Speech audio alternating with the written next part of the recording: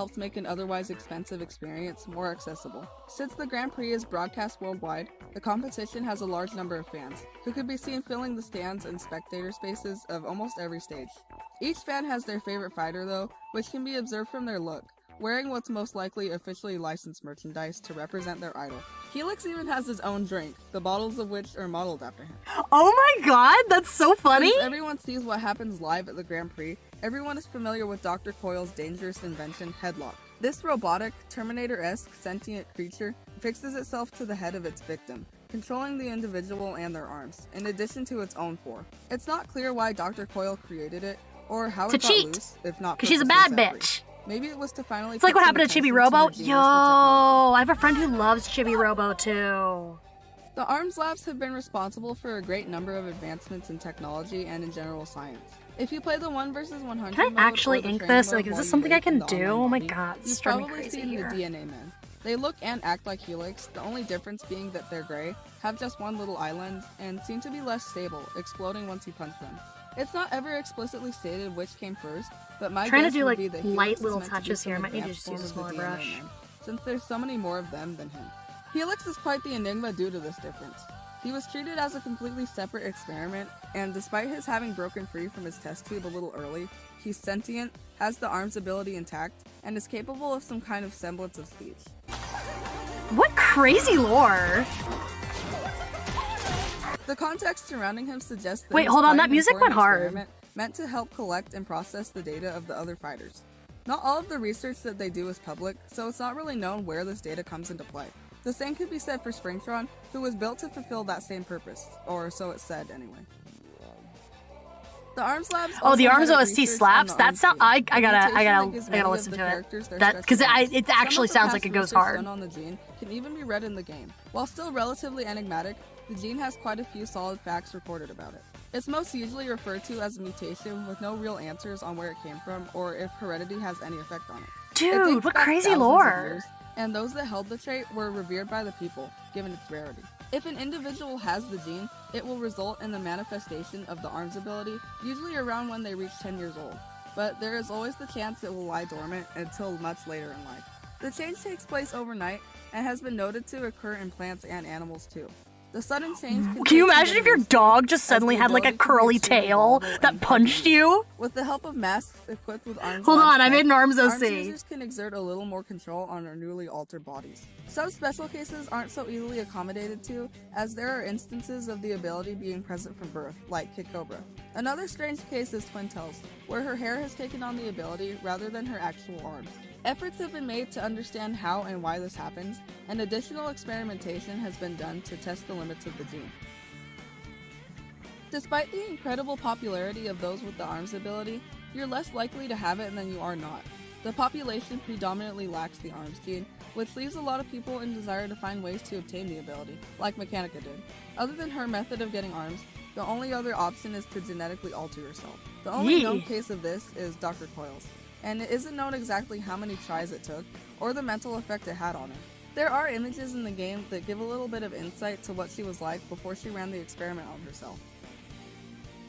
Speaking of genes, if you compare the fact that Springman has the same low health buff as Max Brass, with the fact that the ARMS gene may be passed Crud, I down, like that, one but might connect the now I dots have to to say that clean Max it up. Brass may very well be Springman's father. wanna mess it up. In the same image that shows Dr. Coyle before her transformation, you can see Max Brass with her. The whole art piece is made to look like an old photo that's been torn up. It could Dude, be she's so deduced that her and cute. Max Brass have a My past dog leveled and up too much. Now I can't take it out without being punched in the nuts. Please help. that they're both Springman's parents. Yeah, that's what it would be like. With these last two tiers, I'm kind of focusing on the questions that are up in the air as of the final release of the game, and the theories that fans have given the facts that were presented. A lot of the lore in ARMS is based on unanswered questions that are left up to fans to determine the answers to. Kid Cobra is clearly a rare case among his peers. He's had his arms since birth, an occurrence with a 1 in 100,000 chance of happening. He's also the only fighter in the competition that is neither human nor artificially created. His files claim that his race hasn't been confirmed, but his affiliation with the Naja crew does give us some clues. The name Naja refers to I a genus love of him. cobra that is dubbed as the true cobras. If Kid Cobra is a human-snake hybrid, that would sort of exclude him from the true cobra name. Kid Actual Cobra, snakes best can be seen character. in He's artwork cool as along with fuck. Kid Cobra, confirming that they exist in universe.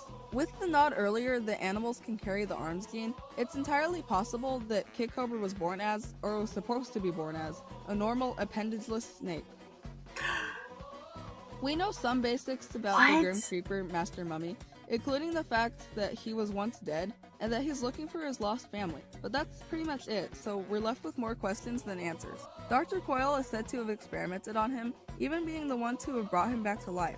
But it's also said that he didn't have the arms ability prior to being resurrected. So what the heck did Dr. Coyle do to him that changed him down to his genetics? What benefit would this kind of experimentation have in future cases? Dude, Dr. Coyle just seems like a bad bitch. I love her. These characters are so interesting. But it's a good possibility that Master Mummy was her guinea pig for the gene alteration experiment, with the side effect being that he came back to life.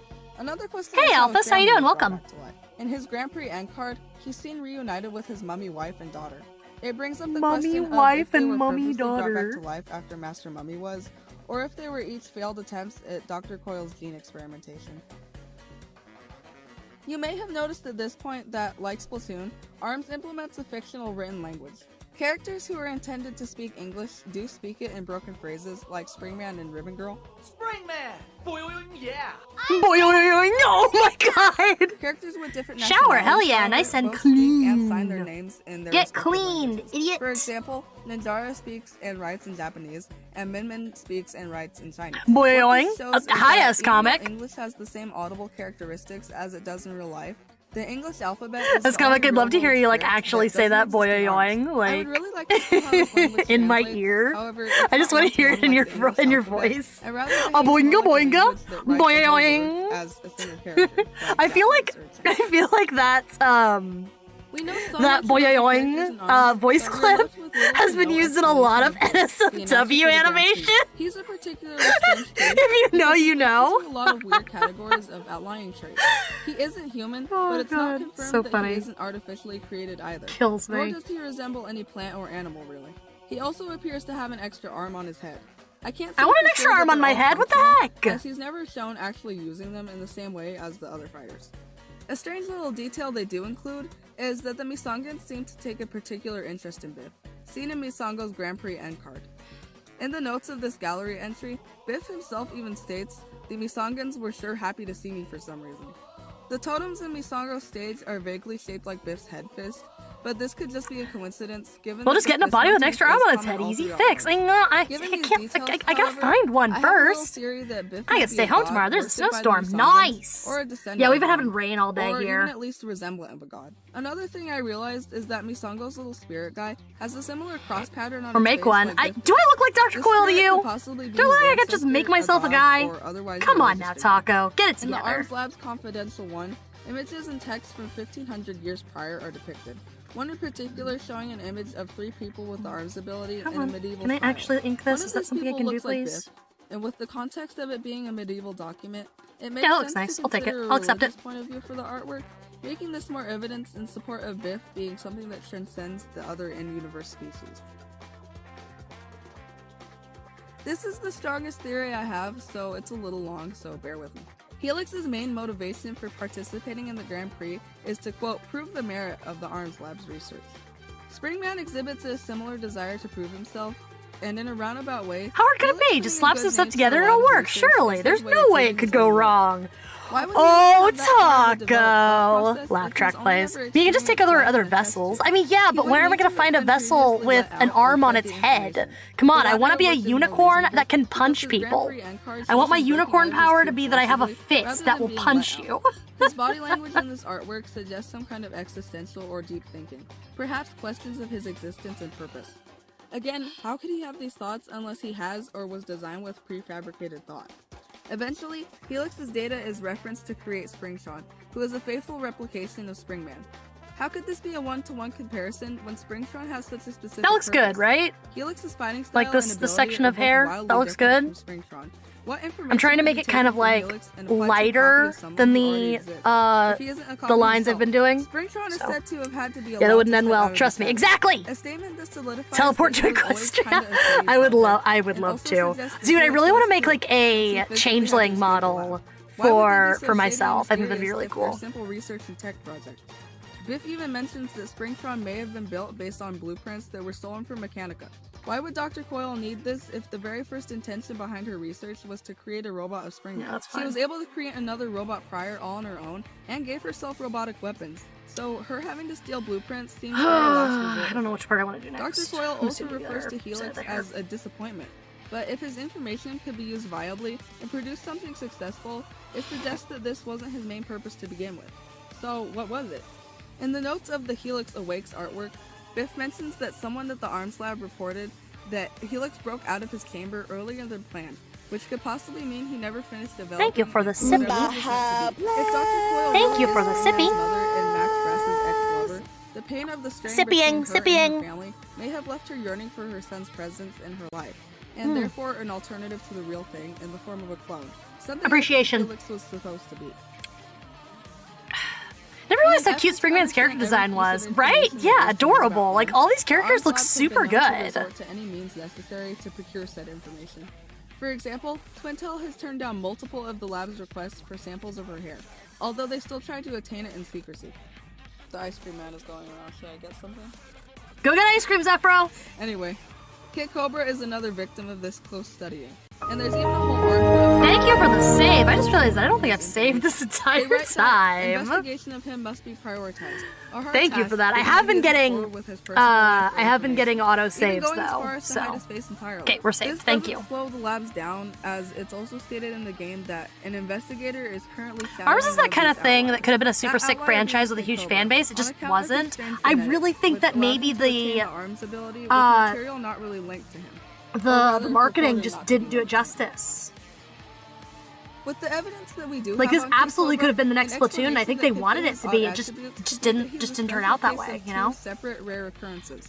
One being that he was an animal, in this case a snake, that happened to have the arms gene, and the other being that he's a case where the ability manifested itself earlier in life.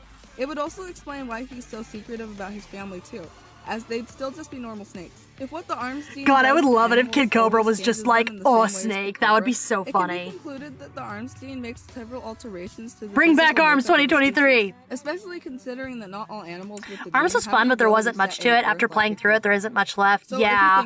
It looks like it doesn't have that same addictive quality like Splatoon does. Because Splatoon is very addictive. With the natural arms ability keep a handle on their arms is by wearing a special mask issued by the Arms Labs. The labs provide these masks free to anyone who has the ability, but given their other shady attempts at research, you really have to consider this offering as a Trojan horse. In the Arms Labs Confidential number 8, it's mentioned that the technology used in the mask is kept very secret to prevent their misuse. If the masks only serve the purpose of making life easier, making it easier to control I do wonder if the arms, motion controls turn people off. A lot of gamers are historically anti-motion controls, regardless of the context in which they're being used. Yes. No, I hear you. There's a reason why motion controls are meta in Splatoon, but there's still the question of, oh, do I need to use motion controls? Even though, yeah, you kind of do. Like, motion controls really do make you better at Splatoon. As you're pressured to call the labs up should you develop the trait. Even if you consider some of the more religious undertones of some of the documents and details in the game, it makes that even more plausible.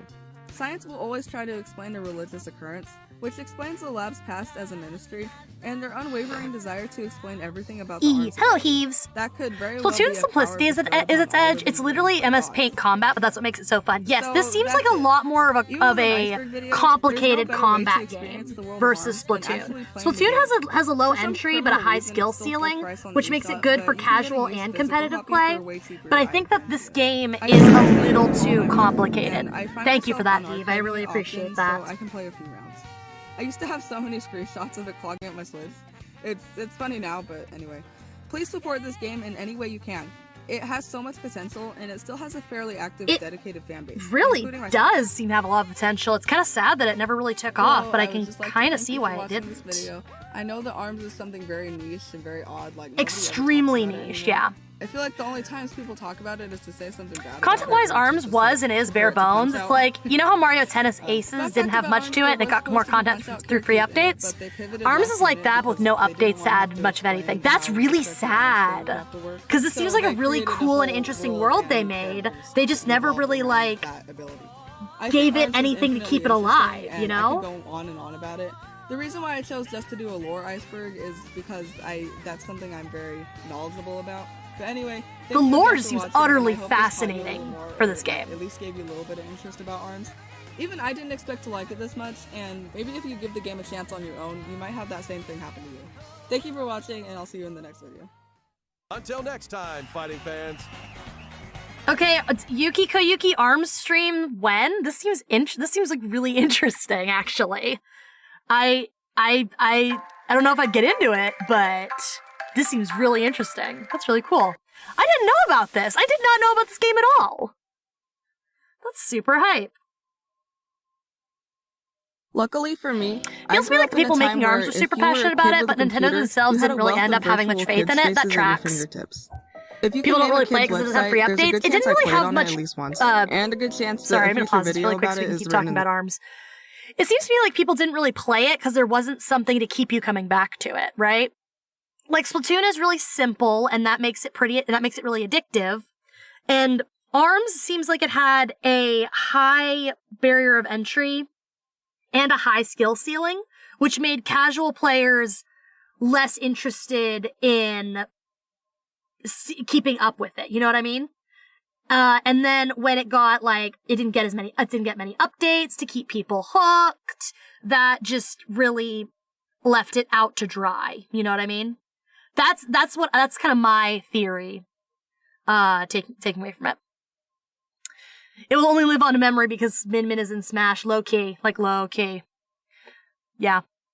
It's really sad though, because it seems very fresh and like a concept that could have gone far. It just didn't.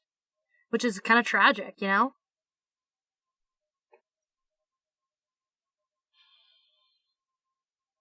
Okay, yeah, I like that.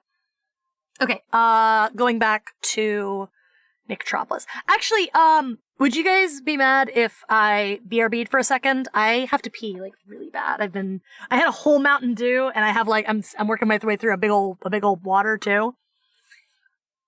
I'm gonna go pee really quick, and I will be right back. Okay, be right back.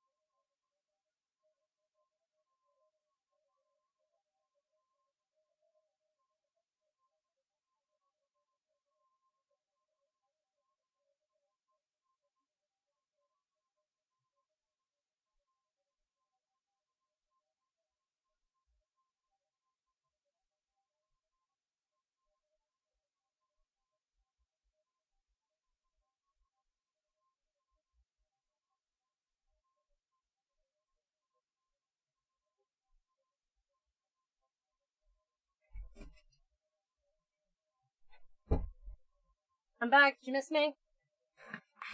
Did you miss me? I'm back. Did you miss me? Did you miss me? Everyone, did you miss me? Thank you for missing me. Thank you. Hello. Hello. Hello. Hi, Heave. Okay. Let's finish this up. Oh my god, we're coming up on time. I'm gonna keep going until I'm done with the line art because I'm actually really close to finishing this. I just need to do the hair and the face. So yeah, we're probably gonna get through all of the videos, which is pretty cool. So everyone get hype. We're having an extra long stream today. Yay! Hooray! Also redeem save. Thank you for redeeming save. I appreciate that. Let me save that. Okay, cool. Okay, back to what we were doing. Nicktropolis. To understand what we'll be talking about today, you first need to understand the climate of kids' online games in 2010. The big three networks, Disney Channel, Cartoon Network, and Nickelodeon, all have some kind of attachment to a third party's kids' website, whether that be through a purchase or a partnership.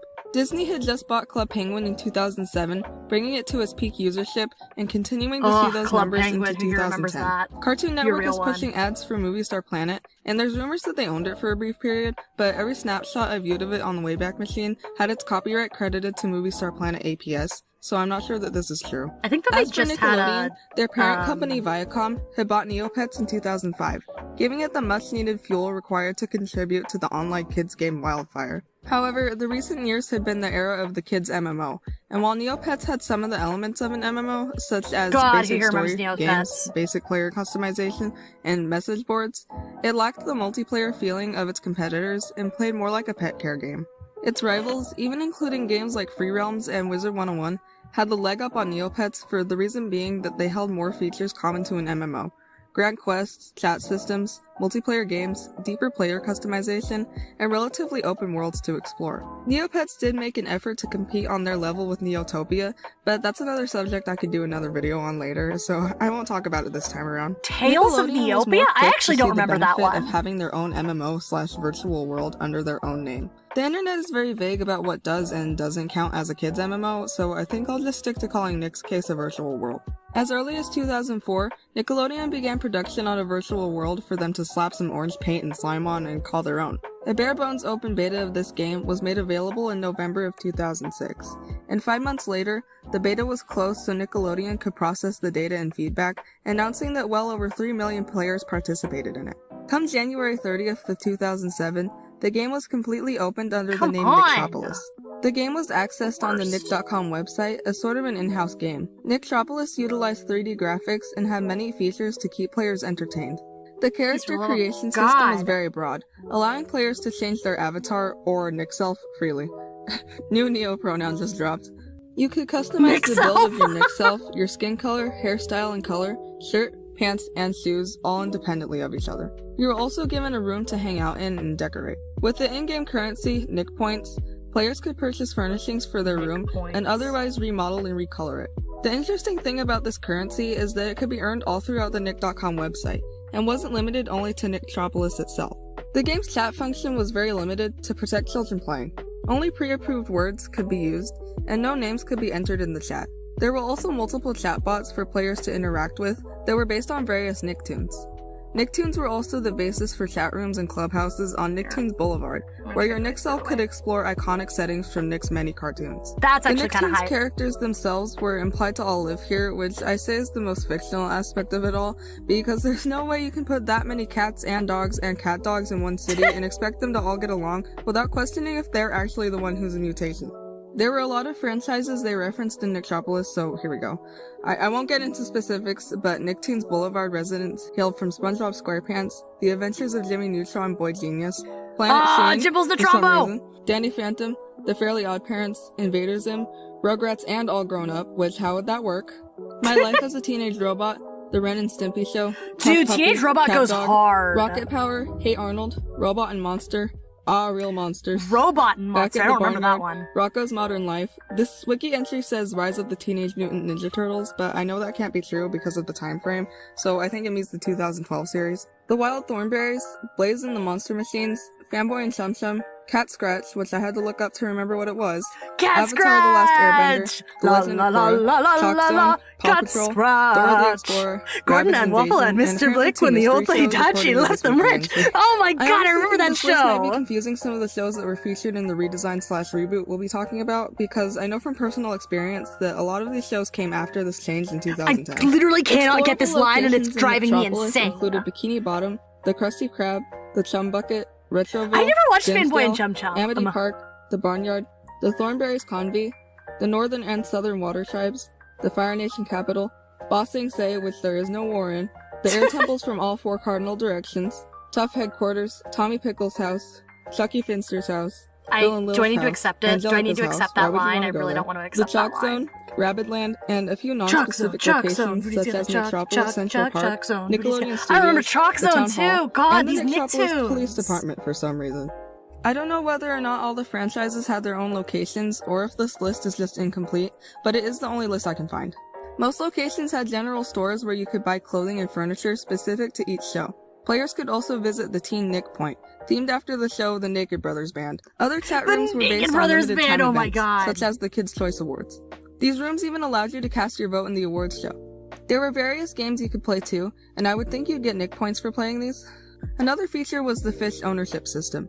You could purchase a fish with Nick points from the aquarium in downtown Nicktropolis. You would feed and care for this fish as per usual, but there were also areas of the game that you could bring your fish into.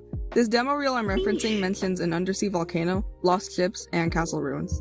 The game saw incredible numbers, and so did Nickelodeon's pockets, as the game allowed them to advertise both their numerous shows and whatever third-party thing they ran ads for within the game. But by 2010, it was already beginning to show its age, and I think a good number of the cartoons they featured in it were over by then. Yeah, that tracks. Nicktropolis slowly Jimmy began Neutron to close, ended in like with 2006. the option to become a new member disappearing from the interface. In May of 2010, the game was given a 2D facelift and renamed to The Club. This is the version I played on, and the version we'll be focusing on. There weren't very many changes, really, but the ones that were made were quite drastic and noticeable. The entire concept of the town of Nicktropolis was watered down to basically simply the chat rooms, and there was no real hub for navigation in that same sense. Alongside the chat rooms, there was a message board with less strict chat functions, although which had fairly strong moderation. Chat rooms were renamed to clubhouses. Clubhouse's themes still stayed based on the shows on the channel, however more of them were themed on the live shows, like Big Time Does anyone Rush here and remember Victorious Pet and the Pet Star Park? Lounge. Was that The a Neopets clubhouses thing? also had more games and interactive That feels like a features. Neopets For thing. example, your avatar— oh, yeah, no more Nick Self in this one. Boo.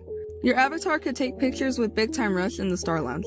Look how convincing that is. Big Time Shows that Rush? didn't get dedicated clubhouses would instead get dedicated stores, where you could buy clothes for your avatar.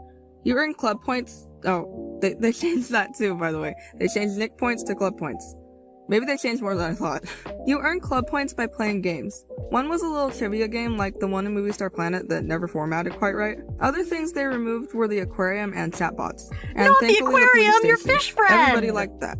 This You never version of played on Nick's Cool Map? virtual Oh, world was Cool Map taken game to is my less well than the beloved. first iteration. Despite representing multiple Remember series and even Bloons? taking Bloons on Tower collaborations Defense? with other Goes companies hard. such as Holds Furby, up. there just I've been playing wasn't the as most much recent to do Bloons or recently, explore. and it goes hard. The entire site This was is our formatted Nickelodeon in Kids some MMO weird that I wasted so many Frankenstein's times monster on. of Nicktropolis and Facebook. It had lost all its childlike whimsy, and you guys know how I appreciate some good whimsy. In September of 2014, Nick decided to update its entire website, and they decided that the club and its message boards just didn't fit the vision they had for the new site. The club was effectively dead, without there ever being a chance for players to gather their last screenshots, or take any more pictures with Kendall either. This also meant that all the user-created content in the message boards and comments would go unarchived. A few screenshots do still exist, along with a handful of gameplay videos, but otherwise, Nicktropolis' half-effort successor had succumbed to the growing pressures on networks to build up a relatable and functional web presence. As for Nicktropolis, it's seen better luck, as a good number of assets have been found and used to create a kind of skeleton version of its former glory. Unfortunately, the club hasn't had any of its content located in the same manner, and it's kind of looking like that'll never that's happen. so sad. But having There's hope so for many, these like, things just is digital always more help than not, graveyards. and a lot is owed to the people who actively search for lost media like this. Hello, I do apologize for this being another little short video. I kind of have trouble writing about things that I only have to focus my attention on one thing about, especially if it's something that doesn't have a lot of documentation on it.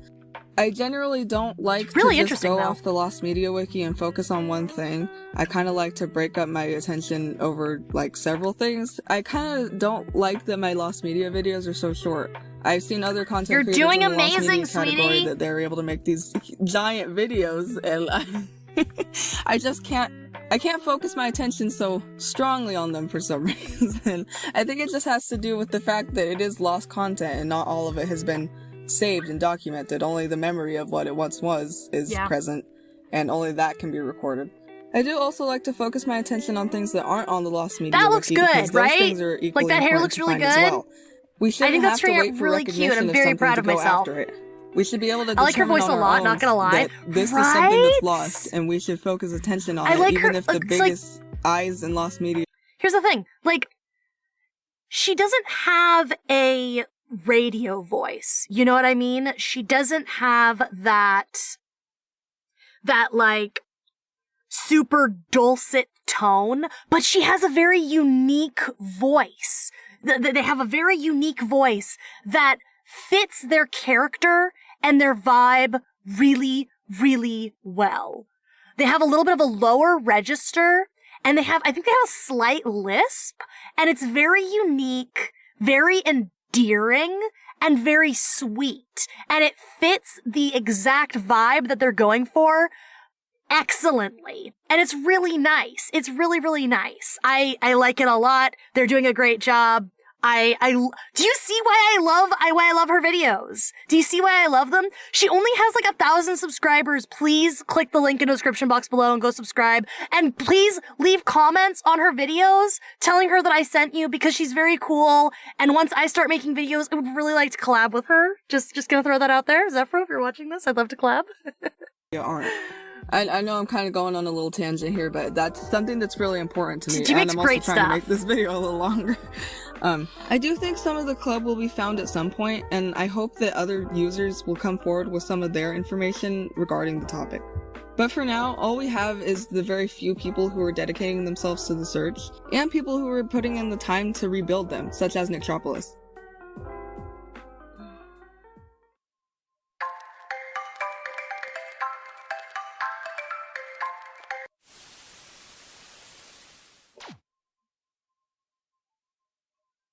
Which video is this?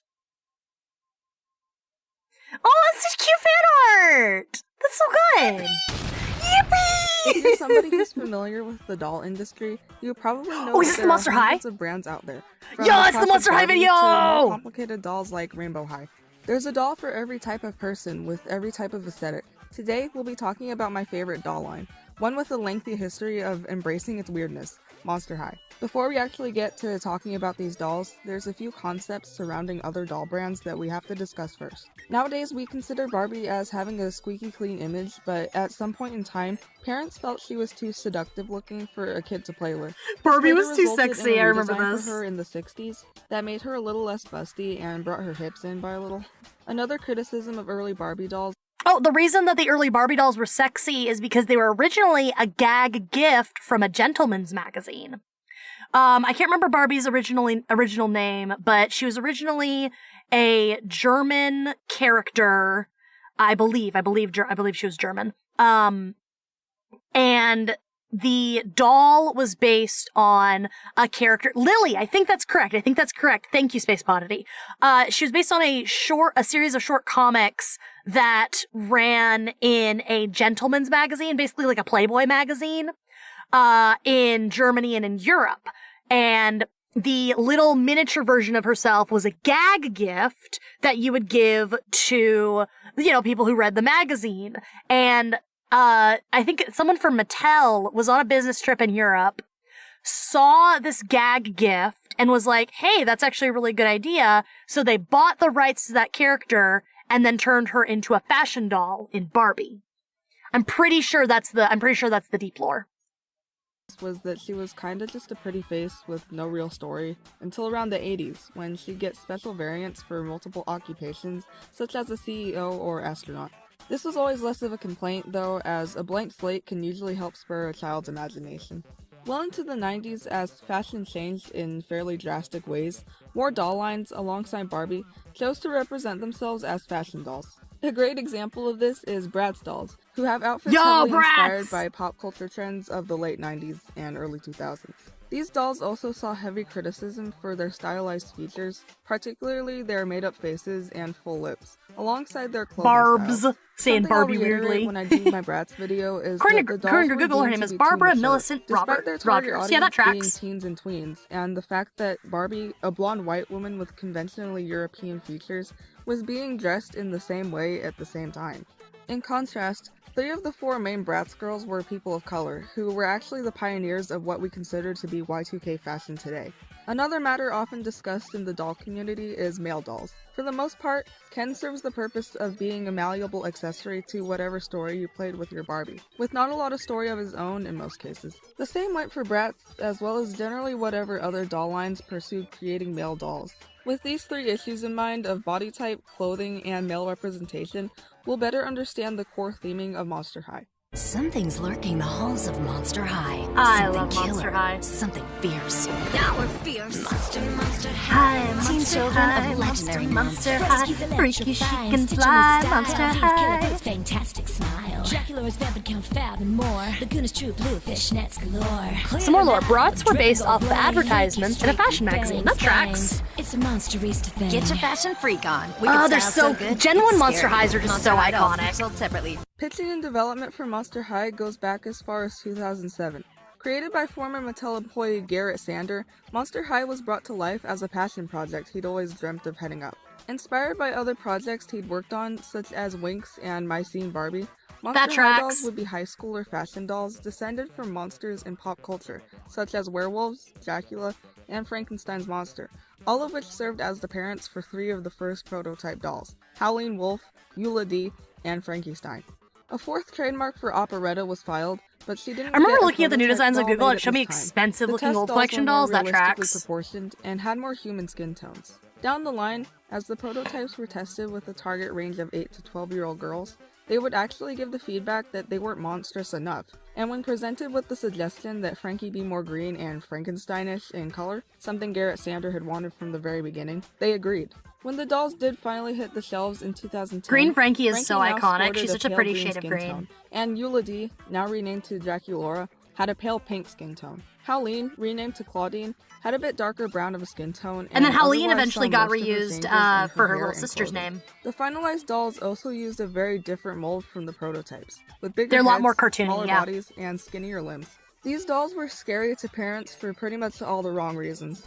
For one, their skinny, stereotypically perfect bodies were worried to send the wrong message to girls about their own. Another issue parents had was the way they Doesn't were Frankie go dressed, by with they them tall now? I heels, think so. That spikes, tracks. studs, short skirts, devil wear. But I think it's Moms also tore a the dolls reboot apart for reboot their of the slutty, lore. skanky get-ups. So- Some even going as far as calling them hooker dolls. As someone who actually They're had just these dolls, fashionable. trust me, I wasn't looking at them and wishing I looked like them, or thinking that I was anything less compared to them. I do think Parents body be going crazy inclusivity straight is up. very important to implement in doll lines. I also think these body designs were chosen to try to avoid the dolls being sexualized if they had more Barbie-like builds. During this time, it was a constant battle in doll design to choose the lesser of two evils. So in Monster High's case, they chose skinnier, less realistic body molds so they could dress them in what was considered a taboo way. Doll brands across the board have recently begun to sell more diverse dolls, which is the same case for Monster Honestly, High, but thank we'll you. get to that later on. Otherwise, parents feared their daughters would want to dress the same way, in a way they saw was sexual. It's despite the basically fact just that like most they're clothing Halloween isn't dolls, you inherently know? sexual, and the characters You have who to design a were doll minors that's literally just a themselves never cube. did They make have any those sexual now. remarks I about almost their own guarantee styles it. or other style. Besides Frankie, Draculaura, and Claudine, 2 other dolls were sold as part of the main 5 girls. Cleo Denial, the Cleo daughter and of a mummy, Laguna! and Laguna Blue, the daughter of a sea monster. You could buy one of the girls on their own for $17 then, which would be about $23 now. A 6th girl, or ghoul as the brand would classify them, was also released in that year. Ghoula! To be a 6-man She's so character as cute. she is in the web series and 3D CG. I don't get how being Her fashionable name and is in comfortable Gloria clothes, Yelp, the in daughter comfortable of a nice clothes zombie. is sexual. Monster Yeah, High I attendees agree. also I think included it's male just like characters, or parents mansters. projecting, you Unlike know, other doll pearl lines, clutching. mansters would get stronger stories, with some of them being the canonical boyfriends of other characters, or in Claude Wolf's case, being the brother of Claudine as well as Draculaura's boyfriend. Except Claude, other mansters released as dolls in 2010 included Deuce Gorgon, the son of Medusa and Cleo's boyfriend, as well as Jackson Jekyll, the son of Dr. Jekyll, whose alter And then he ego has is Holt Hyde, the and same then they were way in, as it was Mr. like a Hyde love is triangle Dr. with Frankie. Jekyll's That was alter such a ego. cute little In some arc. media, like certain movies and the web series, he is suggested to be Frankie's love interest, but given that Frankie is the main character of G1, her love interests are basically fluid and change frequently. Claude would finally get a doll in 2011, and besides him, a few more characters would receive dolls within the year. This included the ghouls Abby Abominable, the daughter of a Yeti, C.A. Cupid, who isn't related to Cupid by blood, but was rather adopted into the Cupid family, Spectra Vondergeist, a ghost, and Spectra is so cute, and I love her voice. The only other I'm getting monster Casper released Scare in School vibes. 2011 Yeah, it's was Casper Gil Scare Weather, School, the but son of the actually River Monster good. and Laguna's boyfriend. Each year Oh, that brought new explains why I like CGI Monster High movies, so which much. had become Mattel's main device in introducing new characters. Because I like It Monster, wasn't I like always a promise that new characters would get I like dolls Casper right away, Scare if School. That at explains all. why I like Casper Ghoul Scare dolls made School. available in 2012 included Howleen Wolf, I don't. Claudine's sister, I gotta give you Melody guys and a little bit of Persephone, a little bit of twin Koyuki deep sisters. lore really quick. One of my favorite Halloween specials is Casper's Scare School. It is the stupidest thing that I am just like utterly in love with. And I think I love it so much because I like Monster High so much. Casper's Scare School, I don't know, for those of you guys who've never seen it, it's a 3D animated Halloween special that was like a backdoor pilot for the show that eventually got greenlit. They recast Casper's voice and it sounds terrible in the actual show. And it is bad and weird. And it is like, the lore of Casper's Scare School is really, really weird because it's basically like the whole plot of the movie is just hate crimes happening. Like, I'm gonna do a deep dive into I'm gonna do a deep dive into Casper's Scare School, don't I? Just because I could talk about it for a long time. I need to rewatch it and write down all my notes, but it is a weird show. Anyway, I'm not going to talk about Casper Scare School anymore. And the daughters of a werecat. Nephra Denial, Cleo's sister. Operetta, the daughter of the Phantom of the Opera. I don't like her! Was one of the first ghouls to be trademarked. Rochelle Goyle, She's not. a gargoyle. She's terrible. They made Jennifer her Long, like a dragon. Rebecca Steele, they made a her robot. like a Louisiana Sarah girl, Screams, a which Banshee. is Skeleta Calaveras, a which makes me skeleton, very and Venus upset Flytrap, a plant because monster. The only they were masters trying released to in emulate 2012 how were Hoodoo Voodoo, a the living original- voodoo doll, and Invisibility, the invisible the doll. original In 2013, we got dolls Phantom of for the Opera Headmistress took place Bloodgood, in who was the school's France principal, by making based her off the Headless Horseman. Cajun, and We it did also not got come across, Catherine and Deneuve, it just a like made werecat, me really Gigi mad Grant and her because sister like I Jane, love the Phantom both of the genius. Opera. Catty Nor, And also, another werecat who's- and a singer. Who's her Claudia mom? Wolf, Claudine's If oldest she's sibling. if she's Elizabeth, the a vampire. daughter Honey of Swamp, a swamp the Phantom of monster. the Opera, Zane Boolittle, a jungle then monster. Viperine who's her Gorgon, mom? Zeus's Because older sister, Eric did not and get Wedona with Spider, a Christine. spider Christine and got the with daughter of Raoul. Arachne from Greek mythology. I have We opinions. also I'm only sorry. got I have one master opinions this about year, operetta. Keith Burns, a fire elemental and probably the most powerful monster because of this. 2014 brought the most dolls. As for ghouls, we got Avia Trotter, the daughter of both a harpy and a centaur. Bonita Oh, that was part of Femur, the daughter a line skeleton and a of moth. mix-up, Sirena mash-up von monsters. Brew, the daughter of a mermaid and a ghost. Casta Fierce, a witch, and the daughter of the Greek goddess Circe. Gilda Goldstag, a Serenian hind. I love I don't know her! what that is. I'd love I to have learn more her. about that, She though. looks Iris sick. Klops, a cyclops. Kiyomi Haunterly, the daughter of a Japanese faceless ghost. Oh, I Lorna love her. McNessie, the daughter of the Loch Ness Monster. Marisol Kohi, daughter of a South American variant of a Bigfoot-like creature, the Marikohi. I think I'm saying that right, I'm not sure. River Styx, a Reaper, and Vandala Oh, the River Bloom, Styx is so the cute. daughter of a pirate ghost. This was a good year for monsters too. We got 4 this year. We got dolls for Nathan Rott, the son of a zombie and a unicorn. We don't talk about him. Manny Tor, the son of a minotaur. Porter Geist, a ghost, and Garrett Duroc, a gargoyle. 2015 saw releases for Amanita Nightshade, a plant monster. Batsy Claro, daughter of the white vampire bat. EC Dawn Dancer, a deer The white spirit. vampire bat? That's Kirsty literally Colston, just the daughter of two that's trolls. literally just an animal. Astronova, an alien. LED, a robot more futuristic in appearance and behavior than Rebecca. Guliope Jellington, the daughter of an unknown monster, most likely a slime creature. Calamari, a kraken. Perry and Pearl Serpentine, daughters of the Hydra, meaning there are 2 heads on one mermaid body. Luna Matthews, the daughter of the Mothman, and Mercedes King, daughter of the Rat King. The 2 Master dolls released this year were Finnegan Wake, the son of a mermaid, and Kieran Valentine, a vampire. Yo, hold up, we gotta talk about him. He was the main bad guy in a special who was like, he was like a sexy man who like seduced all the girls and like fed off of them. And then in the novelization, they retconned that and made him gay. And hold on, is she about to talk about it? Hold on. Earlier because he's an older character, but the particular information I found said 2015. Things started to slow down by 2016. No, talk about him being gay! You're missing it! Jones, the daughter of Davy Jones. I'm so Monica sad. Decay, a zombie. Postia Reef, the daughter of Poseidon. And Sylvie Timberwolf, a silver-colored werewolf. 2017 produced 4 You final can see ghouls. how like Beatrice the Bee, Lumina they're the slowly Firefly, and losing Wingrid the their Dragonfly, core as well theme as Teresa they're becoming Thornwillow, cuter. the daughter of a tree nymph. There were also a He bunch was of just text messily and written. parent He was dolls and little badly sibling written. I'm dolls that I sorry. don't have the patience to talk about. So if you're really interested in seeing these dolls and all the variations the main dolls got, I'll link a collector's list in the description. Somewhere between 2016 and 2018, a soft reboot was pushed where the main ghouls got slight redesigns, nothing too drastic. These designs made it onto the shelf and into some animated content, but the brand had been slowing down for a few years by then. And with the series Ever After High, that was somewhat of a spin-off, not doing as well, everything related to Monster High was pretty quietly cancelled. The doll line had served its purpose, teaching girls that your differences are what make you unique, that you're better for having differences at all. Despite the delivery of this being questionable, the message was still an admirable one. Little kids were able to see themselves in these dolls, as many of them came from different backgrounds and perspectives. For example, the line's way of discussing racism came in the form of Gil's parents having a prejudice towards Laguna for being a saltwater sea monster. I'm not saying that watering down and creating allegories for racism is the answer in all cases, but for the time, the fact they even worked it in to teach kids how to recognize prejudices really makes sense given the brand's theme of being different.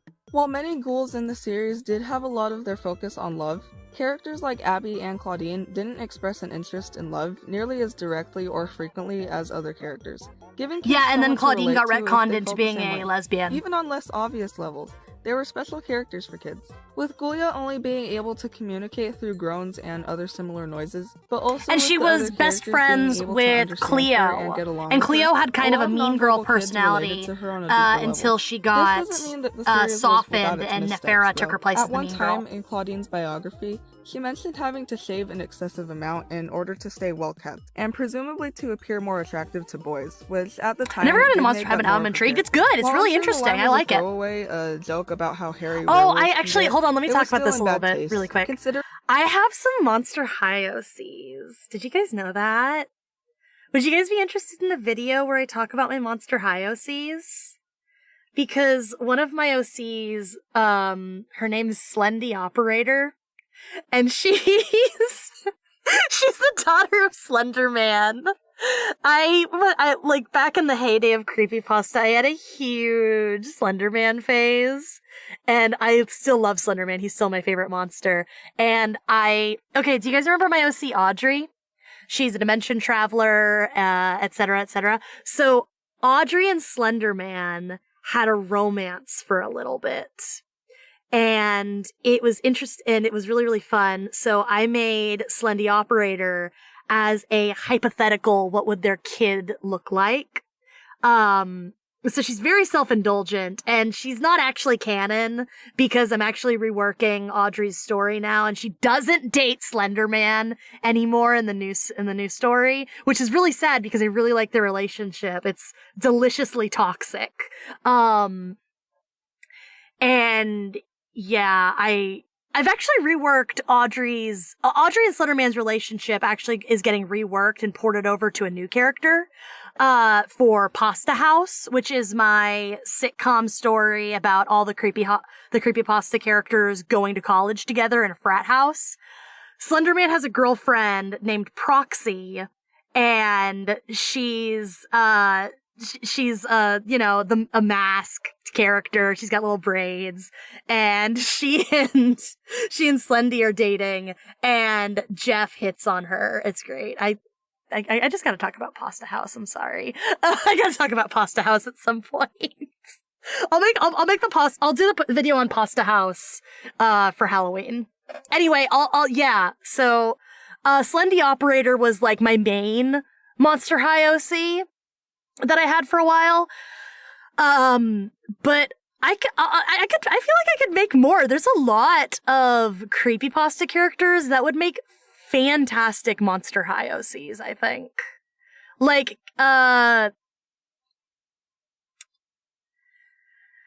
Jeff, I mean, there's like, Jeff the Killer is like a very low-hanging fruit one, but I've made Jeff such an incel in my Pasta House universe that I don't want Jeff to fuck, because he's such a loser. He is my poor little meow meow sweet baby boy, and I just don't want him to fucking have a kid. Ben Drown's daughter. See, the other thing is, like, all of my interpretations of the creepypasta characters would be filtered through my Pasta House headcanons, right? So, Ben Drowned is an interesting character where I basically just made him he's just basically an evil ghost who just possesses technology. And I'm gonna start talking about Pasta House for hours if we keep talking about Pasta House. But yeah, okay. So Monster High OCs, I'll do a video on it. I'll add that to my list. Back to the video. Monster I'm High sorry. was about becoming comfortable with your differences. The brand also faced backlash for stereo. We're going back to this. This is killing me. Does Jeff watch some sort of Monster High Android Tate equivalence?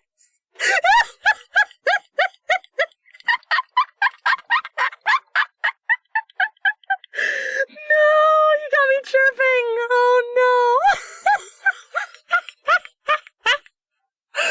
I don't. Okay, so like, that tickles me. That fucking tickles me.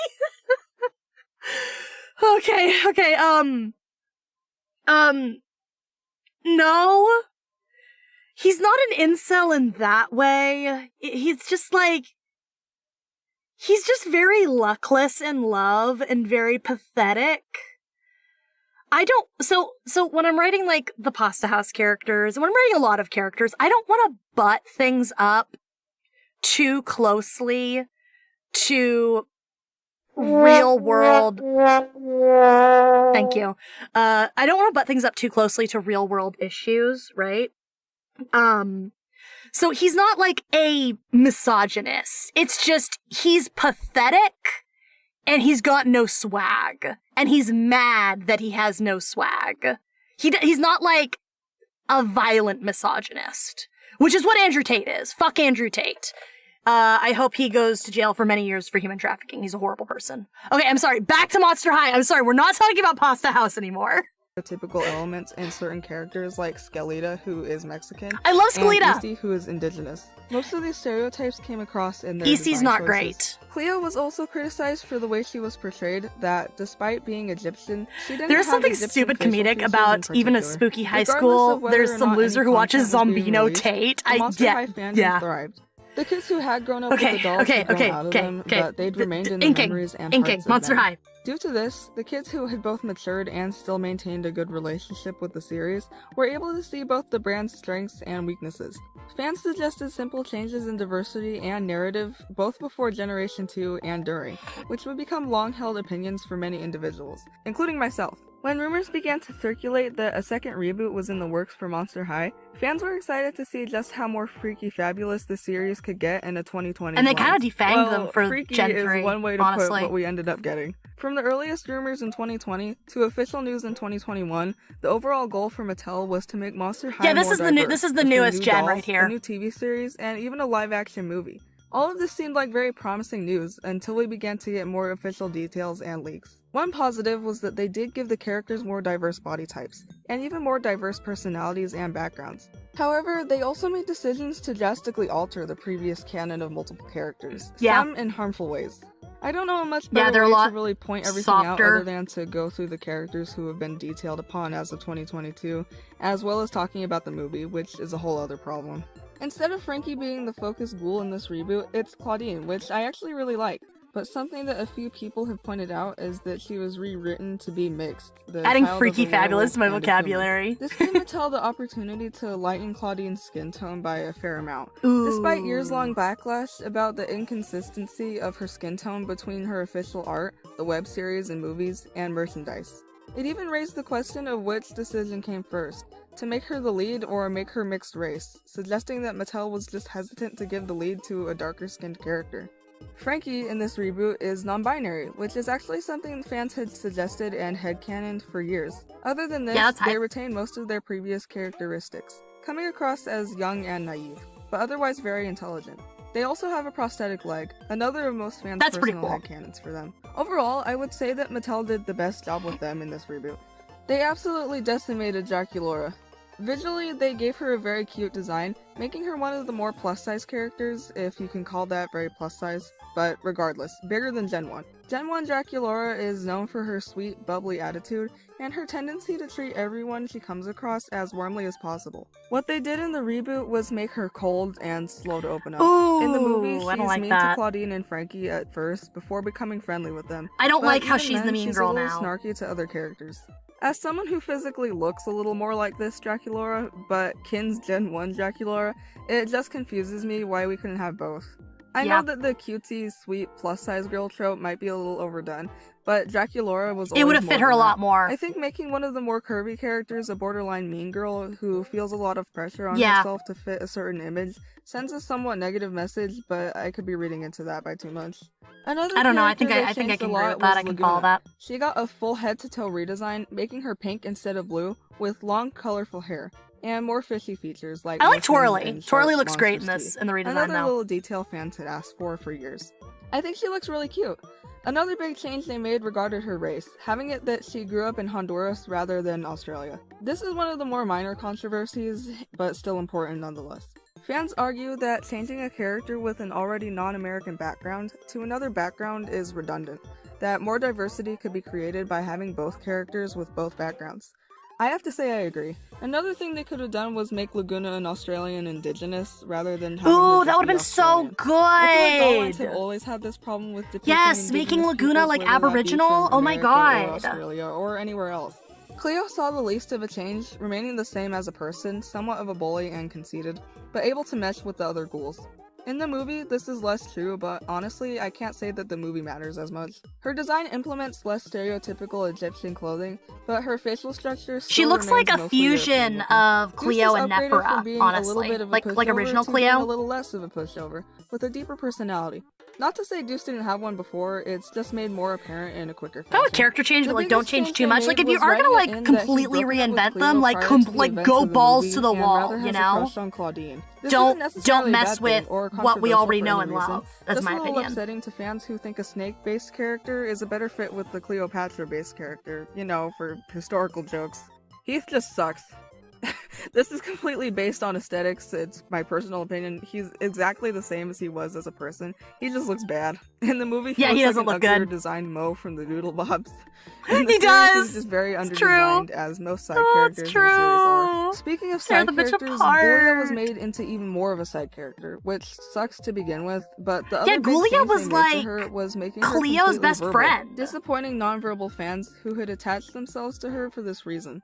I guess the reasoning was that the quote-unquote dumb-sounding zombie trope had gotten a little old, but the fact that she was special and different for her way of communicating was a major part of her character, and it sucks that it's not there anymore. The movie itself is a point of controversy, specifically for its director, Todd Holland. Previous to directing this movie, he was the director for Krippendorf's Tribe, a movie where white people pose as a previously undocumented indigenous tribe to pad the resume of the title Ooh. anthropologist James Krippendorf. Ooh, that's this movie bad. is based off a book, but as a director, there are choices you can make to alter the narrative and flow of a story. The director could very well have cast indigenous people as James and his family, who could later pose as a tribe with respectfully realistic indigenous features and clothing. Instead, he had white people don full-body brown makeup and Halloween costumes as tribal wear. So obviously, fans had their worries that watching the movie would pad the pockets of a horribly racist man. He also directed Malcolm in the Middle, so we were worried that the writing would be equally unfunny and uninteresting. The movie ended up rolling around and it just ended up kind of being mediocre. Ice cold Malcolm in the Middle roast. I'd recommend becoming Captain Jack Sparrow to watch it if you get what I mean. Todd Holland does not deserve any more money, but unfortunately, Nickelodeon has an awful track record for hiring terrible people as directors. As for the series, looking at you, 90s. While I'm writing this, and I don't watch it, so I only know a few things from what I read online, so I only have a few things to say about it. For one, Jackson no longer exists in the canon. No! Just Monster High's best manster. Gone. Mad about that. That Abby's sucks. also suffered a little, seeing an extreme downgrade in her design. She no longer even comes across as a Yeti, with no fur in her design whatsoever. They also dropped her underbite, a design aspect that a lot of people actually enjoyed. And even if that was like iconic for her. Campaigning for Abby to have facial hair in a Yeti-like manner, this suggestion clearly fell on deaf ears. The bigger complaint I've seen about the series is that the characters dress terribly. In that 2010 they're not cute. Queen live-action Nick show character way, you get it. It's kind of clear that there's less of an emphasis on fashion, more on the message of embracing your differences, which isn't a bad thing, but they could have had both.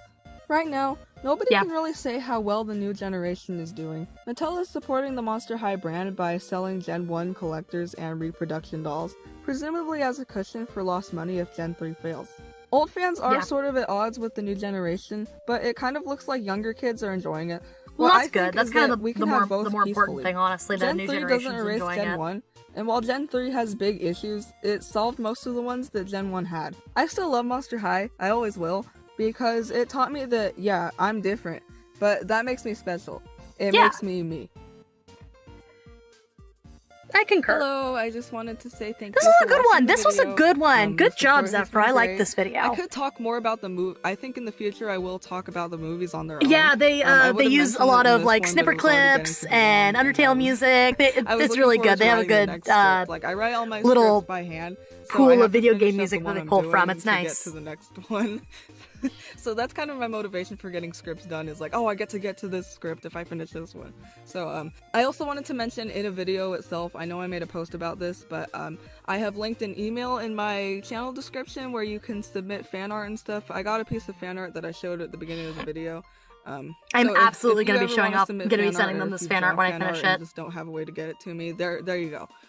This is also a place that you can submit questions or like comments, whatever. Or if you ever have any leads on lost media stuff I've mentioned, that's great too. You can put that in there. But anyway, thank you so much for watching the video, and I'll see you in the next one. Extremely hype. You're doing amazing, sweetie.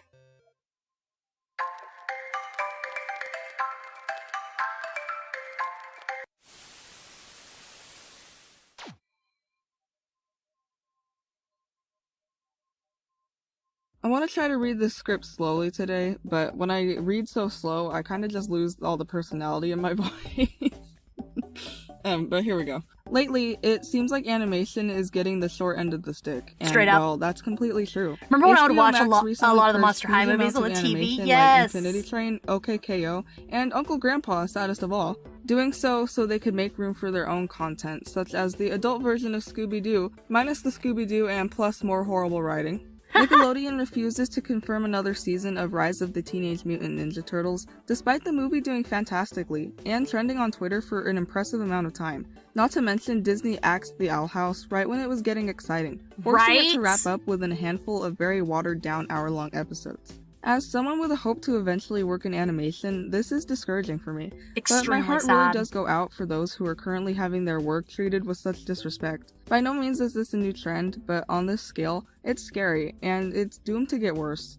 To discuss what we'll be talking about, I do need to explain a brief background that does unfortunately Oh, this is the take us back glitch to text Fanboy pilot, and isn't Chum it? Chum. If you're not familiar with the show, that is completely understandable, and I even kinda envy you for it. Fanboy and Chum Chum is a CGI animated show from 2009 that follows the wacky adventures of two comic book fans, Fanboy and Chum Chum, acting as the superheroes and protectors of their town. Created by Eric Robles, write that down, it'll be important later.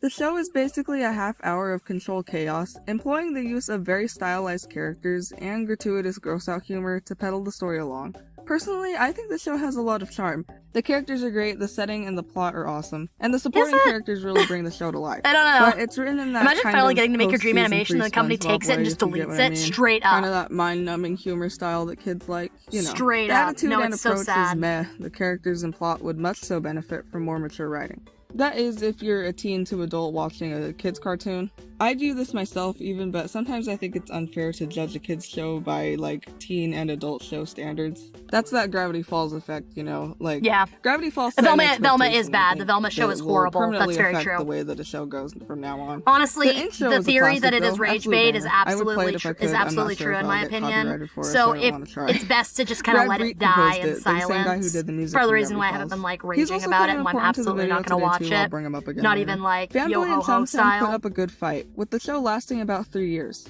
However, 4 years after Fanboy and Chum Chum ended, it was announced that its creator would be producing a new show for the network. The plot would revolve around two video game-loving teenagers, Hector Nieves and Miko Kubota, otherwise known by their gamer tags High Five okay, and yeah, Mikura, I've seen these. working I've seen these jobs at guys. the Hinobi video game store and secretly being part of a team of glitch techs, who deal with video game glitches that have manifested in real life.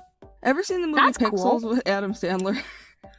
It's like that, but it's written way better. The plot is way better. Nickelodeon had ordered 20 episodes worth of a first season for the show, with another 10 to eventually be created. Unfortunately, as it always happens, production was troubled, stalling for a very long time. Yep. People were fired from the project, and it didn't help that Nickelodeon itself seemed to lose faith in it by the time it had to be reconfirmed in That is 2019. painful. If I had $1 for every time a show creator got a second show on Nickelodeon, but then Nick did almost nothing to hype it up or advertise it, I could get They're two really proud sodas of that from one. They boasted Velma was McDonald's. their number One one for me and one animation for you, after I leading guess. all the other animations. Conditions surrounding Right? the It's show's so creation disgusting. got so dismal that Nickelodeon completely switched gears on it, deciding they'd rather share custody over it with Netflix, who they'd partnered up with to carry their pre-existing shows and future shows they wanted to put on there. Keep in mind, this is prior to Paramount Plus being created. Netflix users know that Netflix originals only give us the absolute bare minimum of 8 to 10 episodes in a season of something, meaning that glitch checks would need to be somewhat restructured to fit this mold. Season 1 in February of 2020 would consist of 9 episodes,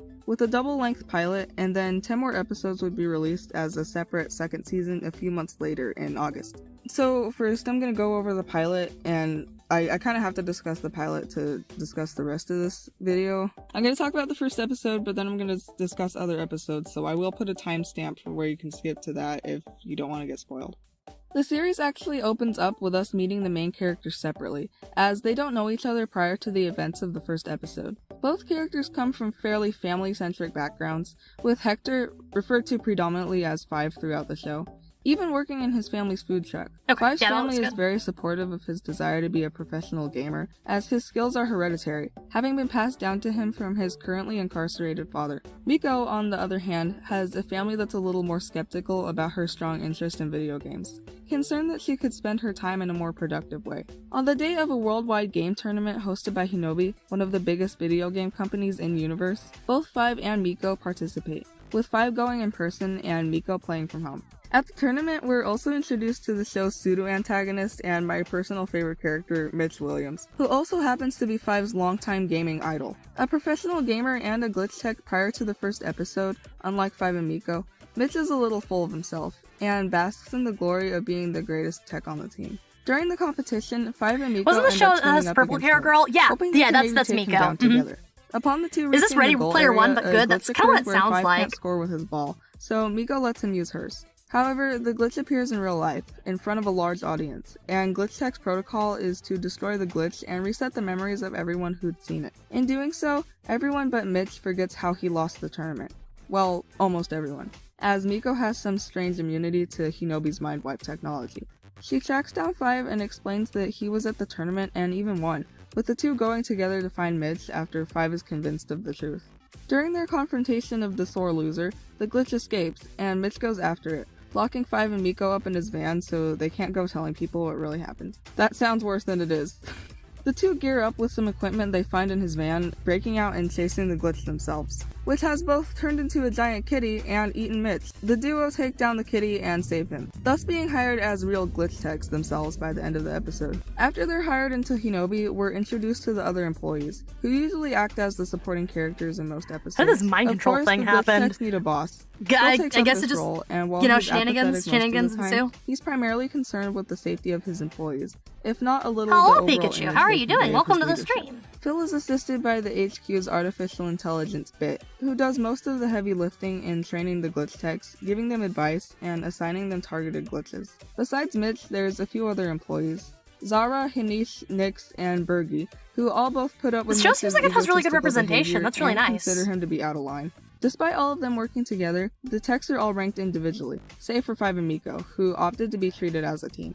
Not a whole lot of the show is dedicated to deepening the world's lore, which I blame on development issues that I'll that's talk really about sad, later. because this seems like a show that would benefit from having lore. With a few moments Xiaolin Showdown has that problem too. Things like Five's family background, Miko's childhood, and how Mitch claimed his popularity. By the second season, which was always just meant to be the second half of season 1, we see more world building concerning Hinobi, and more questions regarding both its practices and its employees. Again, if you're not comfortable with having more of the show spoiled for you, I'll leave a timestamp that you can skip to avoid it.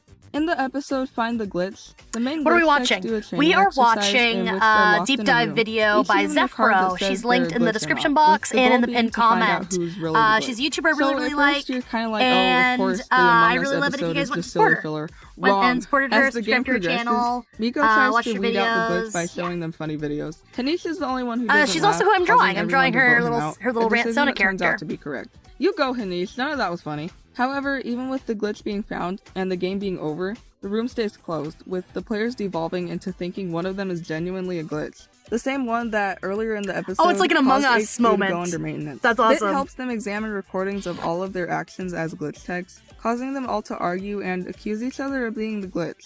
Miko tries to get the exercise back into being just good fun. Mitch then directs the suspicion on her, citing the facts that she can't be mind-wiped and has heightened video game skills as proof of her being inhuman and therefore the glitch. Everyone votes for Was her, that character wearing except hijab? Five, Yeah, I think she who was. explains that, glitch or not, she's their friend, which should matter most of all. The game is cut short before the vote Alright, can be FaceTime. cast, and it's figured out that the glitch was caused by Phil's virtual pet Kodama, and has been captured. Bergie asks if it's really possible that one of them is actually a glitch, to which it is stated that anything is possible.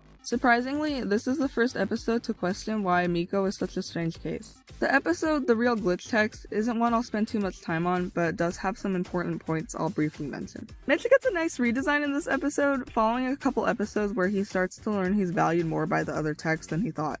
This physical change comes in tandem with a development in his story arc, where he becomes more of a team player and a bit more friendly with Five and Miko. The other notable development in this episode is that we find out that every town has their own team of glitch techs, which there can be a bit of rivalry between. The particular dispute in this episode is really caused by a years-long disagreement between Phil and the other team's boss, which also confirms that, in some kind of roundabout way, each town's Hinobi team is intertwined on some level, probably by higher-ups, which we know nothing about. Mitch finally gets his own episode later on, titled I'm Mitch Williams. The episode basically opens with Mitch wanting to take on a particularly glitchy hotspot, to which he is told no. He directly asks Phil if he can take the job, stating that the occupants of the house in question deserve at least some consideration against being permanently banned from Hinobi's tech for modding and hacking or whatever it was that they were doing, I don't know. Phil lets him go, telling him he should debug the house. Again, no idea what this means in universe, probably something along the lines of making it so no more glitches can occur there. Noticing Mitch's particular interest in the job, Five and Miko follow him, curious as to why. They find out that the house is home to 3 members of the Furious Four, a notorious group of gamers. I hate using the word gamer. I hate the word gamer, yeah. Mitch has been using his status as a glitch tech to repair or replace the 3 members' equipment when they inevitably break it. As expected, a glitch manifests, and Mitch, now joined by Five and Miko, has to get it under control. It's during this scuffle that Five and Miko find out that this is Mitch's house, and that he's the 4th missing member of the Furious Four, the rest of which are his siblings. His job as a glitch tech caused a little divide between him and his family, leading to him exiting the Furious Four completely, but still wanting to protect them. The episode ends with things being resolved, and with Mitch having a closer relationship with Five and Miko. The final episode of Season 2, Bit Prime, is an episode about Bit, where Five and Miko set out to help fix him after he begins to lag, with Phil threatening to basically just replace him. They find that Bit's memory is too full, having that he runs the HQ entirely on his own, on top of storing important data.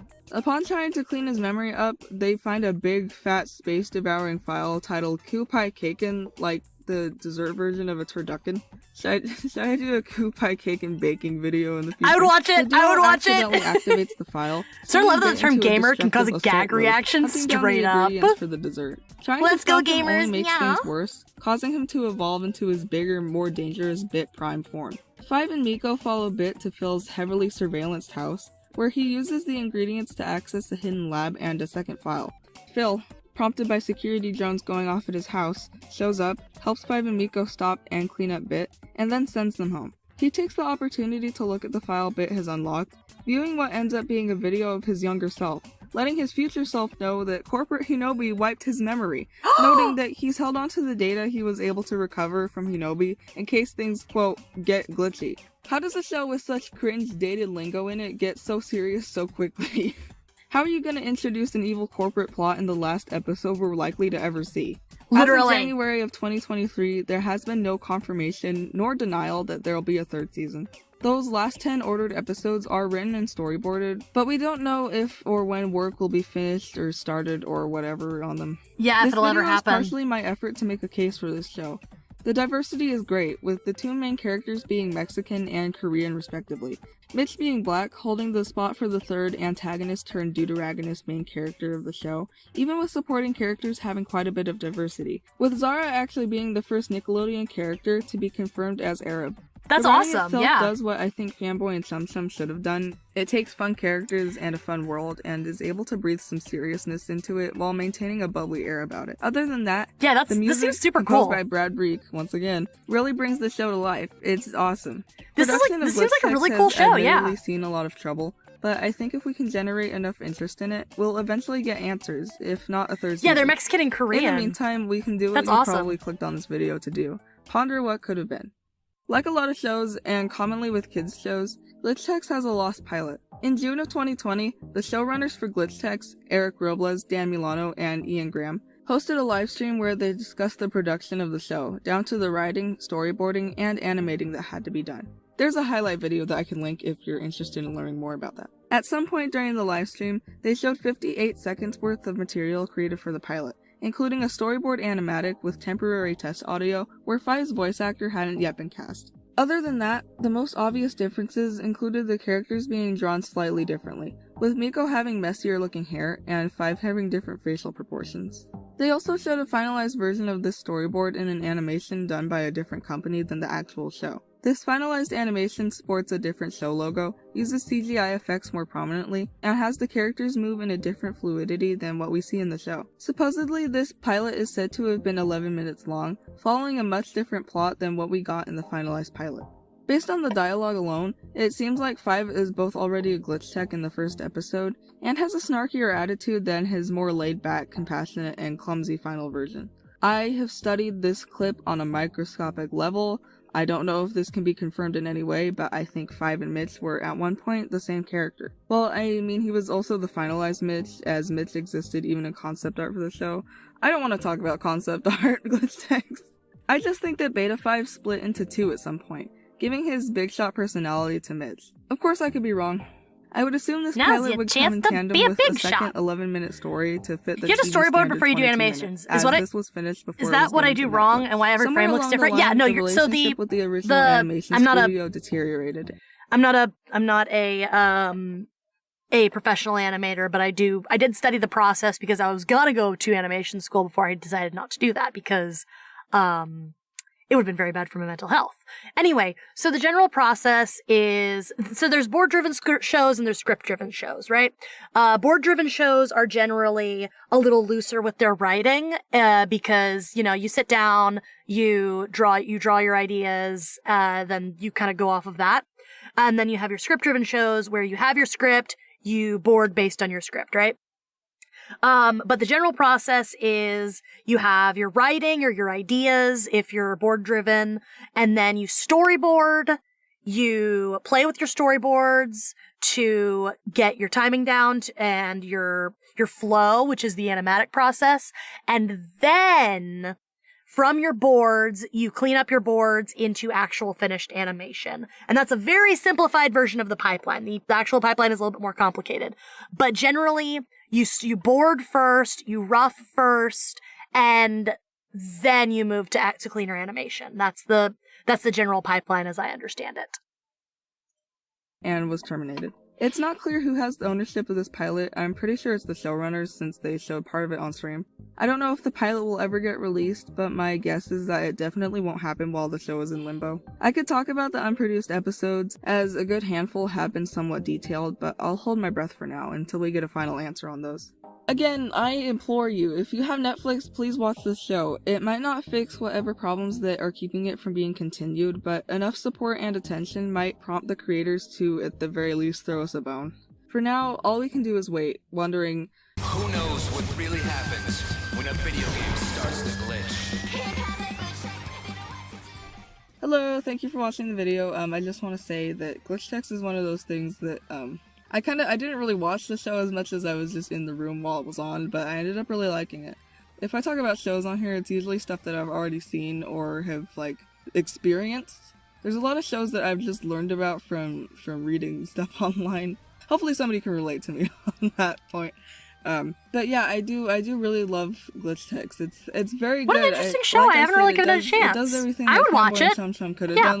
Fanboy and Chum Chum is fun on its own, but that's pretty much all it has to it. I do like that this got into some lore. But the sad part is that it got into the lore right before it went into limbo. I don't know what's gonna happen. Nobody knows what's gonna happen. It's probably gonna end on a cliffhanger like the original Teen Titans show did.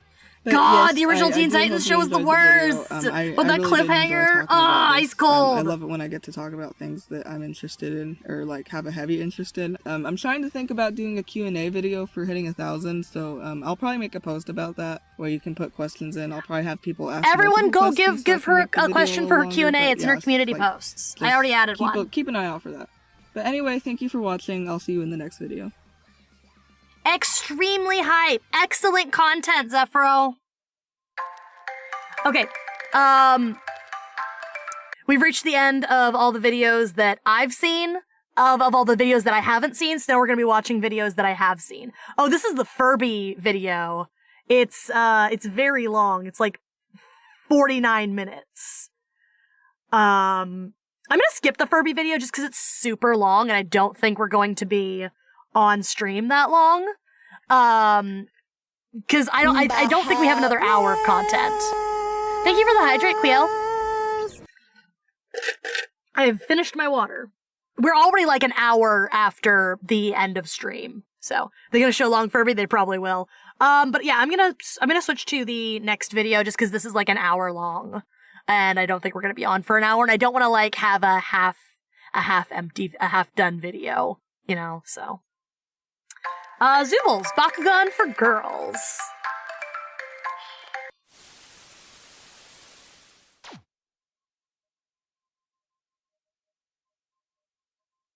In 2010, toy companies were still basically maintaining the status quo on applying genderized features, appearances, and playstyle to toys. Where a girl's toy might be pink with flowers, the boy equivalent might be blue with stars. Almost every toy had its counterpart for the opposite gender. Zoobles, stylized as Zoobles with an exclamation point at the end, are one such example of this. To fully understand this side of things, we first need to briefly discuss the toy's inspiration, Bakugan. Bakugan are little round robotic toys, similar to Transformers in the sense that they can Baja Blast Soda Jello Jiggle? That sounds so funny. You should drop that in the Discord. Lizard or dragon, depending on the particular design. Sold by Spin Master starting in 2008, Bakugan were extremely popular toys for boys in the 7 to 13 age range and continue to be sold in stores as of this video's release. To make even more money off of one basic concept, Spin Master began to sell Zoobles in August of 2010. Welcome to the world of Zoobles. God, they are just basically Bakugan for girls, aren't they? Every Zooble has their own habitat, and each is different. And Zoobles love it when you pet them. They'll blink, wish, wink, or even wag their tail. Zoobles love to roll and play, then put them to sleep in their habitat. There are over 150 Habitats. Zoobles to Ugh, collect. cringe. Each Zooble comes with their own habitat. From Spin Master.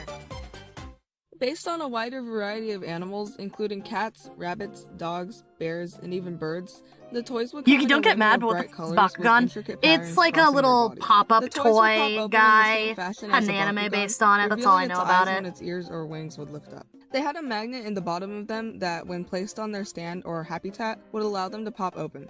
I had one of these, and I'm pretty sure that just placing them on the stand will make them pop open if they're a little older. You actually have to push on them real gently to coax them into popping open. The encouraged gameplay with these toys was similar to Littlest Pet Shop toys, where you collect them and kind of like play house with them. I'm not sure what you were supposed to do with them. You weren't supposed to fight with them. No, that was reserved for Bakugan. Yeah, Bakugan was like a battle toy. 2010 claimed that there are over 100 different Zoobles to collect, but in doing my initial poking around on eBay for any being sold, I noted that some boxes numbered their Zoobles in the 400s. Zoobles live in the Zooble aisle, or Candyland if you're in Japan or Korea, which was divided into 10 regions: Patagonia, Seagonia, Azusia, Arctania, Chillville, Coraloo, Petal Point, Chillville. Jungleopolis, That's where I Rocktopia, live. and Cloud Cove. Each region had their own distinct aesthetic or color palette. Some design elements in each region would overlap in my opinion, and regions were limited to one type of Zooble, but given the design of the region, certain species designs were favorable over others. For example, a plains-based region might have animals like rabbits and birds, while an ocean-based region would have more turtles and fish. Patagonia focused on animals found in the I general loved wilderness, LPS. such I as know, I rabbits, love cats, LPS dogs, too. mice, and birds, which could all be kept Yeah. as pets. Seagonia featured fish, but also I want to do contained a mammals like reaction seals and stream rabbits. where we watch Azusa LPS was more Popular. zoo-like in nature, hence the name, involving animals like tigers, lions, bears, birds, and zebras. Arctania took inspiration from Arctic creatures, like penguins, polar bears, and foxes. Chillville, in the same vein as Arctania, focused on Arctic creatures, although non-terrestrial ones such as fish, seals, and birds. Coraloo delved deeper into the ocean concept and Girls tour featured marketing back specific in the days was fish, just like haha, pufferfish, pink and makeup octopi, and shopping and seahorses. buddies. Yeah, basically, it's true. Consisted of animals seen in the jungle, such as tigers and monkeys. I couldn't find Monkeys! many Ape from this spotted! region, so the overall theme is Petal Point drew Monkey, monkey. inspiration from insects in the woods and featured different caterpillars, beetles, and floral creatures. Rocktopia I can't find much on either, but it looks like it generally referenced more desert-type animals, like We don't do that. What if stream gets copyrighted or something? Generally, since it's like user-created content, it doesn't usually get copyright bumped. Which is why we're able to do this reaction stream to xephrou's content, because it's, you know, user-created. So she could copyright claim me, but I think that's like her prerogative. And if she does, totally within her rights, but I don't think she will. Poorly formatted list, which capped off at 491 total Zoobles, nearly 500 to own. This included special releases such as the Pop Art and Shiny collections.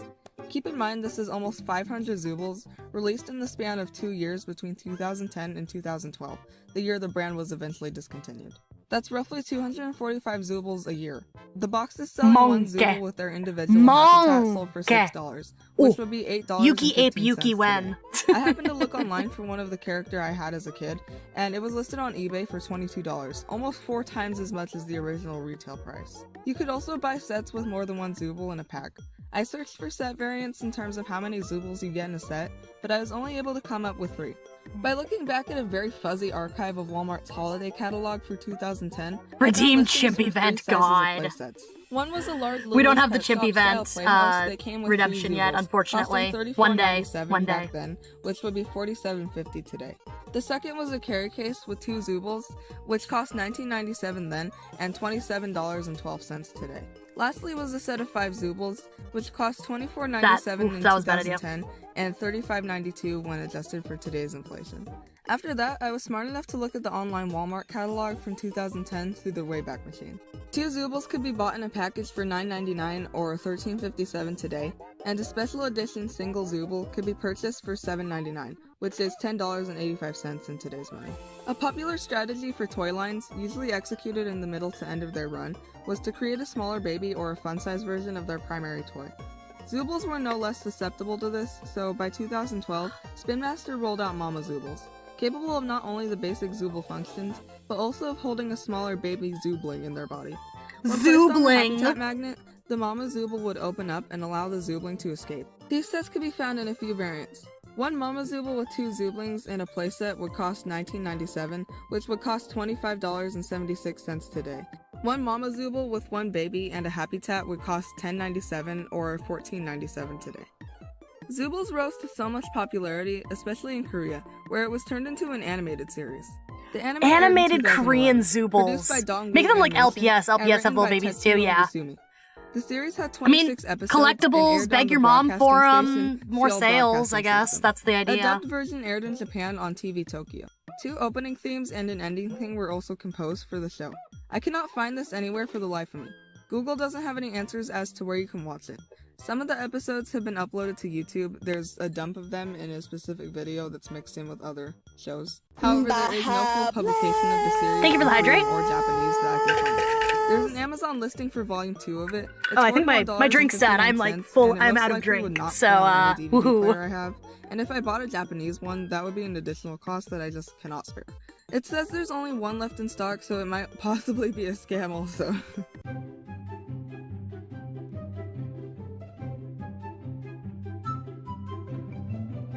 The wonderful world of Zoobles springs to life in Zoobles, the new Nintendo DS video game. You can explore 6 whimsical worlds like Patagonia, Chillville, and Pine Grove. Play with Zoobles and earn Zoinks to unlock hundreds of Zoinks? decorations and accessories. God. Play as 18 Zoobles and interact with 40 other Zooble friends. Cute. It's Zooblicious Seems out of damn it, right? Beg your mom for like $50 with one small little plastic door. I would do that for LPS straight up. Straight up, man. Toys. Toys, man. They got a ice cold grip on America. Le Bon! Look at these goofy little guys. Jellyfish thing. Peak little guy energy, I'm telling you. Zoogies scoops! Yuki, I will destroy you at Zoobles the video game. We're not doing a Zoobles video game Let's Play. With no releases or word on the series for years. In 2021, Zoobles got a reboot, scrapping the Spring to Life subtitle. Pop your world! With the new Zoobles show. Flower pie! Make it pop! I'll pop to that, and I'll pop to that! OMZ! OMZ! Cringe! Rolling, popping, laughing, and dancing! Watch them make a roll for it around Z-Town. You know it's gonna pop your world. I can feel it! Popping new adventures in every show! Spa time, snow day, mansion parties. Oh man. Still going, Yuki? Yeah, we're still going. I want to finish this real bad and we're getting close. With your favorite Zoobles friends. I would 100% eat these things and choke and die and sue. How can you sue if you're dead on Lagu? So colorful and poppy for girlies! OMZ! Zoobles! Pop your world! I'll pop to that! Oh, yeah. Oof, oof, oof, oof, oof, oof, oof. While the toy series did see a resurgence, it didn't come back in as full of a force as it had debuted with. As of now, I can't only see 28 why. Zoobles have been released Feels like between then and budget now. LOL These surprise. Zoobles come in I have a 5 lawyer different from New groups or Mexico who can forms. represent me as a Regals, corpse. Get edges, out of here. softies, Stop writing florals, Better and Call Saul softies. fanfiction in my A chat. new gimmick they introduced with this series was Z-Girls, a humanoid Zooble that looked kind of like LOL surprise dolls. Ah, there it is. Z-Girls could switch between looking like an animal or like a girl, that's kind of it. You can't buy these in any mainline retail stores, you can only buy them on Amazon. Is Tesco considered a mainstream store? As far as I can tell, Spin Master is still keeping the series going. Well, I guess we'll Still haunt them pretty so they get their reliably money find back for their Amazon listings death. for them, and I didn't really look on the other suggested sites to buy them, but I'm sure those all still distribute them. It is nice to see that the series has some life still. That's more than I can say for some of the toys I have and are planning to talk about. I can't really figure out how to end these on a positive note. Go buy a Zooble, I guess. I do not want to buy a Zooble, Hello, I'm I just sorry. wanna thank you for watching the video. Hopefully this gave you a little insight onto what Zoobles are. I know they're very similar to Bakugan, and actually the Bakugan I've seen recently kind of like cross into that territory of looking like cutesy. So I don't know what the marketing strategy is here. Anyway, thank you for watching, and I'll see you in the next video.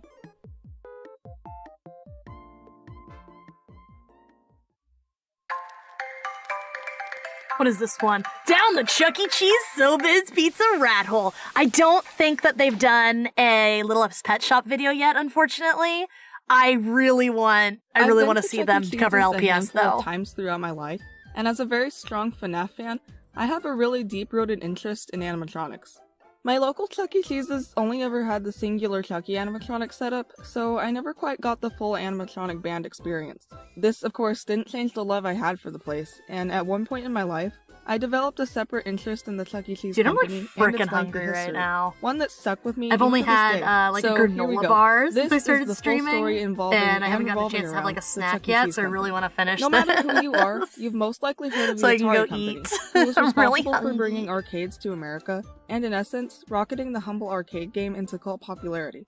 Between 1975 and 1980, video games were made more viable as an industry by the day, leading eventually to the new market of home entertainment systems, which could bring this into your home, and eventually, unfortunately, this. Other than the confinement of your lovely home, video games needed their own domicile to be enjoyed in, thus gave way for casual restaurants, malls, and bowling alleys, among other things, to set them up in their businesses for a little extra revenue. But this didn't mean a whole business couldn't be built. I actually love Chuck E. Cheese rabbit holes. I didn't ever go in one until I was 25 and I saw a roach on the pizza buffet. After purchasing a family pizza parlor, Pizza Time Theater, Bushnell renamed it to Chuck E. Cheese's I Pizza Time am Theater, very sad that the famous rat animatronic for the very entertainment first is time. being Chuck phased out. It was Cheese, such a and cool yes, that is era actually his middle name, in would like appear in the entertainment restaurant history. both as a walk-around character and an animatronic in what was called the shelf or portrait show, where patrons could view animatronics set into picture frames in the main dining area. They're just not Alongside as Chucky, interesting, you know? characters featured Didn't they have a in this conspiracy setup theory of Chuck E. included Cheese Krusty the recycling Cat, pizza slices? Pasquale, a pizza chef, Yeah, and that was Jasper T. confirmed to Jowls. be The completely Warblettes, fake and a just trio of completely singing made up. birds, could also be seen perched in the dining room. Later down the road, Krusty would be replaced with Mr. Munch in 1978, and as the shows would be played, guest animatronics would be rotated out fairly regularly. Yeah, okay, that Guests looks good. included Helen Honey, Madam Oink, and Foxy Colleen. Another Foxy setup they Colleen, experimented with was ooh. the cabaret room, where an animatronic would sit at a piano to sing and play. The main animatronic featured here was Dolly Dimples, a hippo, but was later replaced by the reindeer Artie Antlers in 1980, who was then replaced by the elephant BB Bubbles in 1982. A few years after Bushnell opened up his restaurant and subsequently a few extra locations along the way, Robert Human L. robot? Brock Nah, and the Pascali. company's creative Pascali is a human engineering robot. He's a opened up chef. their own family entertainment You guys don't know center Pascali? in 1980. Titled Showbiz Pizza, these restaurants featured all the same basic components as Chuck E. Cheese's, but focused much more attention in their animatronic shows, utilizing a full-body animatronic band on a main stage, akin more to Disney's Country Bear Jamboree. Almost as soon as it opened, Showbiz Pizza became a strong competitor against Chuck E. Cheese, primarily due to their band, the Rockafire Explosion, having so much character and feeling as larger than life as they felt. Okay. Hello, folks. How y'all doing out there? Fats here, and we're continuing with our magic theme. I believe Duke's got a real nice medley of songs for us. Ain't that right there, Dookie? That's right, Fats. And we're going to sing a song by, what you going to sing, Duke? Go ahead, spit it out. I'm going to sing a medley of songs, and one of them's called So these robots been in a video once and for the now, other one right? is, You Can Do Magic by America. It's very I bet sad. that's going to turn out fine. How come you get to sing both that songs? That is not fair. Well, the magic show was my idea. So what? Who cares? Well, the boss said I could. Now, do I need any more reason than that? Welcome to the cutthroat world of fast food entertainment. In the same way as the Country Bear Jamboree, one They're main very venue would charming. be shared by multiple animatronics on hold a few on, separate stages. The Designed, uhs and the programmed by, and ums primarily make voiced by them feel more alive and make them feel less like a pre-recorded thing. You know what I mean? Like, I'm sure you guys have noticed in the State of the Yuki video, and as you're going to notice as I start doing more scripted content, I talk completely differently when I'm scripting myself versus when I'm just talking with you guys regularly. I know I have a problem with using a lot of space fillers because my brain moves faster than my mouth, or maybe the other way around. So there's a lot of ano, etos, like, you know, do you know what I means that I say when I'm streaming, which I edit out when I'm making scripted content. So having that and the there makes them feel so much more alive than if they had just had it perfectly scripted, you know? Which is a very, very smart writing touch and a very good acting touch from the voice actor who recorded, because all animatronics are is just synced up motions to pre-recorded voice lines. It's very good, and it shows to the quality and the interest and the love that and passion that went into building these animatronic shows. I love it. I think there's a reason why the Showbiz Pizza characters still have a very powerful cult following. Infector. The Rockafire They have a very, they still have an active fan base. Life-size animatronics with relatively advanced motion in their bodies and faces. Billy Bob Broccoli served as the basis for the band and was considered to be its leader and the face of the establishment. You've probably seen him in this cursed image. His little partner in crime was Looney Bird, a little bird who would sit in an oil drum and poke his little head out to sing and stuff. Duke LaRue was a drum-playing dog who dressed in a spacesuit. Fats Geronimo was a gorilla who dressed in a snazzy suit and acted as the band's keyboardist and showrunner. In the minds of most Rockafire fans, he is the band's leader rather than Billy Bob, as he would be the one to announce the show's order and direct the other members. Beach Bear was a polar bear who was also a surfer, playing guitar for the band. Mitzi Mozzarella, my personal favorite band member, was a mouse who was your typical cheerleader girl. She was a singer, mostly doing vocals for whatever pop. You remember that Roach from the cursed image? Yeah, Wolf yeah, that's who he is. was That's a what he's wolf from. and a ventriloquist, who served as a side act within the show. His I puppet, love this Earl guy. Snow, was sentient. He's and would so often get spooky after looking. Wolf I for love his him. behavior toward the band. I don't know, he's kind of hot. Hey, before we get the show started today, I'd hit it. I'd just like to thank all Is it my bad that I want to fabulous fuck fans for Rolf all the their Wolf? terrific support. Is it bad? Your Is it fan bad? mail has Did just you been guys think less of me? overwhelming. Hey, just keep those cards and letters coming. What cards and letters, Rolf? You ain't had no fan mail in weeks. Oh, Earl, you slay me sometimes. The Rockafire explosion had so much more depth in how they got along, and sometimes didn't get along, together. Yeah. It was at this point Yeah, that Chuck E. Cheese's I'm too far chose to gone. update their performance model to something similar, placing stages in cabaret rooms to hold other performers. Okay, Yuki, how is he A lion hot? and I'm an sorry. Elvis I don't know how to Later, a explain Michael it. Jackson impersonator. I literally don't A know how band to of dogs explain it. could I got also be seen nothing. here, I who were at can't. different times I made to cannot look like defend the Beatles, myself. The Beach Boys, and a barbershop quartet. However, I the literally Pizza Time can't players had defend fallen or on hard explain times, myself. I'm and very in sorry. 1984, left All I'm Pizza Time saying is Theater that Inc. I would- no I'd- other I'd choice let him but to hit. declare bankruptcy. A I'd year let him hit. later, I'm sorry, none I other than would. its rival, Showbiz Pizza, made a bid to buy it out. Chuck E. I think I Cheese just had like a I think I chance just now to like go along with the stage canine concept, furries. I think I just like wolves. introducing a main stage with bigger I think that's animatronics to literally all perform there on is to it. I just like wolves. Is pizza. Okay, gang. Then let's play favorites. Songs, I mean. How about you, Jasper? What's one of your favorite songs? Why does he sound like that? The finer things in life.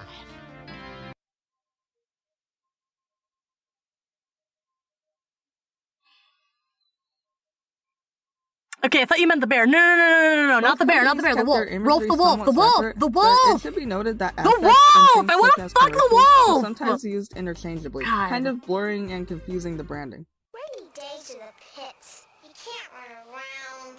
And you have to watch Sue Ellen and JR again. I hope you kids aren't eating all Not the bear. The wolf. The wolf. I regret ever saying anything.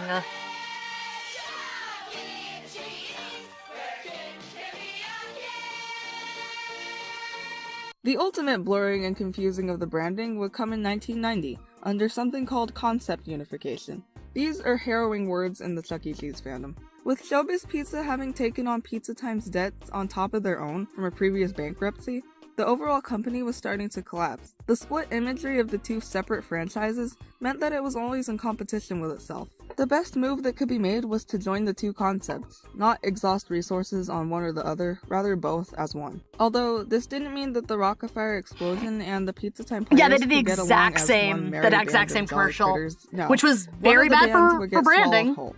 With Aaron Fector refusing to fork over the rights to Rockafire, a clear picture was drawn where Chuck E. Cheese had won. What you're looking at now is a concept unification tape, a guide for employees of the freshly named Chuck E. Cheese's Pizza to follow in remodeling the restaurant's look, entertainment space, and of course, animatronics. The video instructs them on how to remove the costumes and surrounding hardware from the Rockafire explosion, to replace them with aesthetics from the Pizza Time players, now renamed to Munch's Make-Believe Band. Ladies and gentlemen, we proudly present an exciting new musical review with your merrymaking master of ceremonies, Chuck E. Cheese. A powerful rat. Me, Chuck E. Cheese. Your host with the most. But even Oh, with I his don't like that he star sounds like behind that. me, I'm not the star of the show. You are. Cause the magic only happens when we all get together. We can feel the magic now that you're here. Together we'll make the Does that look good? times right here.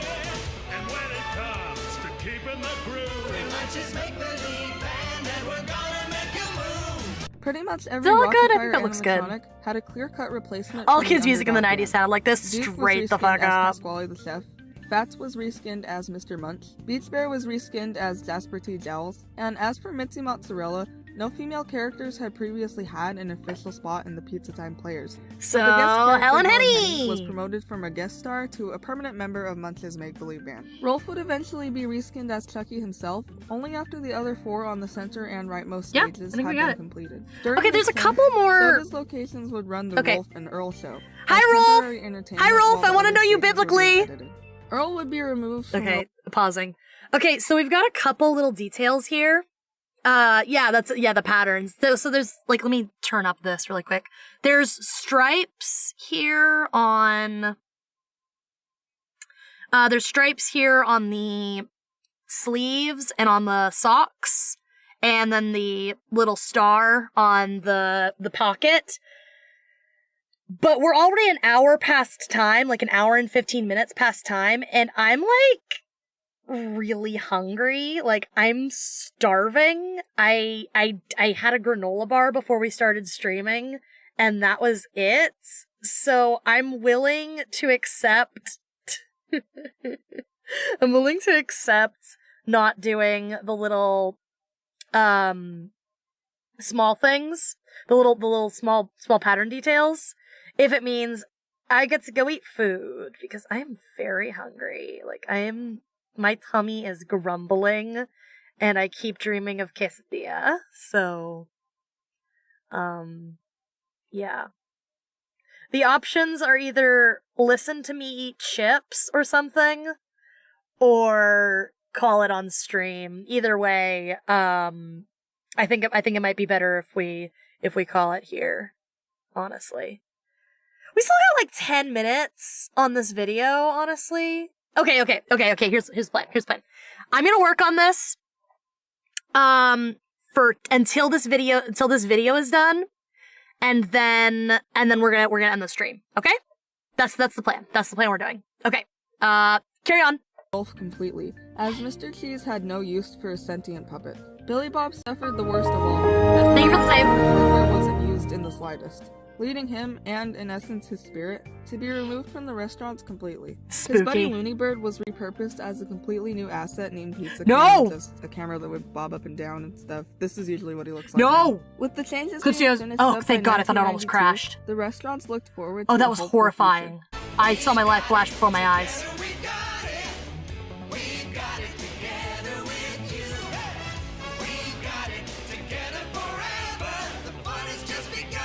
This band is number one. Together we got it. Munch's make-believe band and you. This future ended up being more muddy, if anything, as the company faced poor results through 1993, eventually dropping the word pizza from the restaurant's name in 1994, and pushing a rebrand of Chucky himself from something resemblant of a casino employee to a model that was more friendly across the board. By the next year, Chuck E. Cheese's begins to see competition from other kids' spaces like Discovery Zone, enough to where the Who restaurants remembers would Discovery go into a Zone? gentle remodeling to include indoor play places like Discovery Zone itself.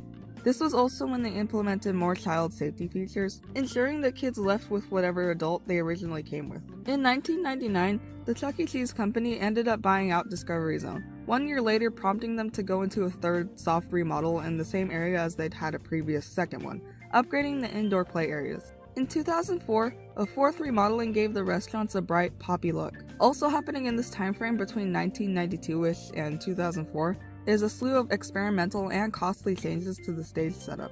A 2-stage setup was installed in some stores after concept unification, putting Chucky on his own on one side of the stage, with the other band members to the side of him. Most of the changes with these setup alterations would be in the animatronics movements and choreography. Another version of this stage was installed in some locations where Pasquale would also have his own area of the stage to himself. Both of these setups, of course, were upgrades from the 3-stage design that the band inherited from the Rockafire explosion, where the 3 stage segments were physically separated. Between 1996 and 1997, a conceptual show and stage setup was tested at a single location. Named the Awesome Adventure Machine setup, or the Showroom 2000, this stage model featured a single, updated Chucky animatronic placed between 2 big screens that would play out special show tapes that went along with the onstage audio. The other make-believe band members would appear in this footage as costume characters with animated animatronic eyes and mouths. We know how well that goes. Notably, the Chucky animatronic used in this show would be a future model for a softer and more friendly Disney-esque animatronic look for the restaurants overall. Can't see scarier Mickey or Chuck E. Cheese, straight up, honestly. To maintain and costly to standardize, Don't forget the little blush. The company switched gears to implement the Studio C setup, which featured a full-size, newer model Chuck E. Cheese animatronic on a small stage beside a big screen-like facade. This is the only setup I've ever seen in person, and my local restaurant still uses this setup as far as I can tell from looking through the windows when I drive by it, because I can't go in, I'm too old and I don't have kids. Is that true? Did they not let you in without a kid? Show tapes as costume characters, but also as puppets for the first time in the show's history. This is the most common setup in today's stores, and one of the longest surviving ones. It was constantly updated and improved in terms of function and show setup, and was even able to adapt easily to the 2012 redesign I'll touch on in more depth in a second here. The only changes that employees would really need to make to reflect this change was to redress the animatronic and install new show tapes. Unfortunately, as of 2022, the Chuck E. Cheese company has stopped producing new show tapes for this setup as a somewhat direct result of what I like to call Chuck E. Cheese's modern dark age.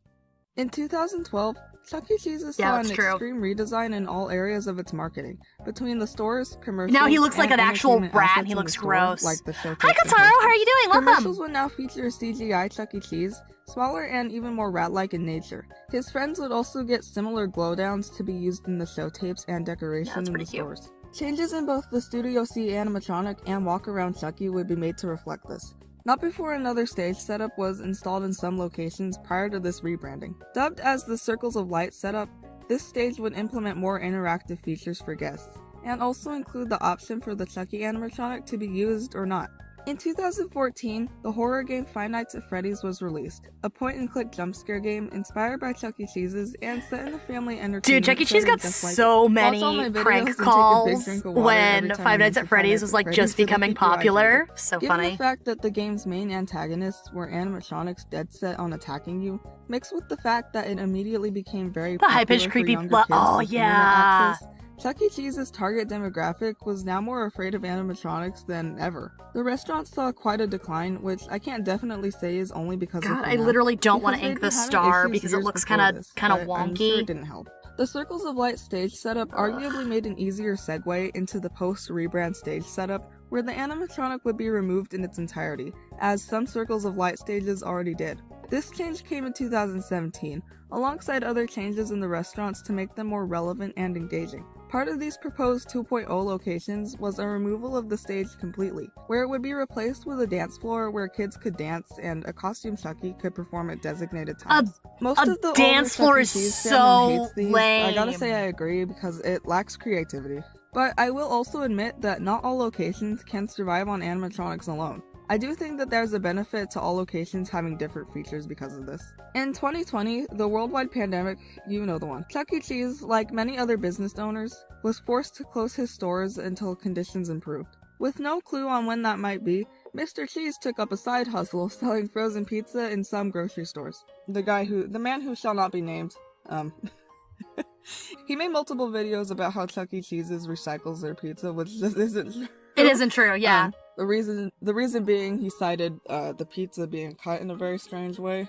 So don't believe him. I think we're all past the point of believing him anyway. Straight up. However, by Chucky's rotten luck, the Chuck E. Cheese Hey, who company popularized that Chapter rumor in the first place? Who was it? I don't actually know who popularized it. In 2021, the company began to find its footing again as businesses started to open back up. Prior to the pandemic, in 2019, it was announced that the experimental dance floor setup would be installed into as many stores as possible. Lame! The dance floor is so lame! From a great many locations to do this. Progress on this did slow due to the closures and the company's bankruptcy. The company has had time to recuperate a little bit financially, so as of 2022, a good number of stores have been updated or are close to being finished. Other than this, the company has made relatively positive moves, such as opening new locations outside of the US, and launching a collaboration with the pop culture lifestyle online store Dumbgood, which I would shop from exclusively if my videos got more views. Dude, yeah, no, those clothes look so cute. Their stuff is so cute, but it's so expensive. Right now, Chuck E. Yeah, it's, like, Cheese's is on expensive. fairly shaky ground as it continues to recover. Kind of a little up in the air ending to that story, but there's another story we still need to wrap up here. That of the Rockefeller explosion.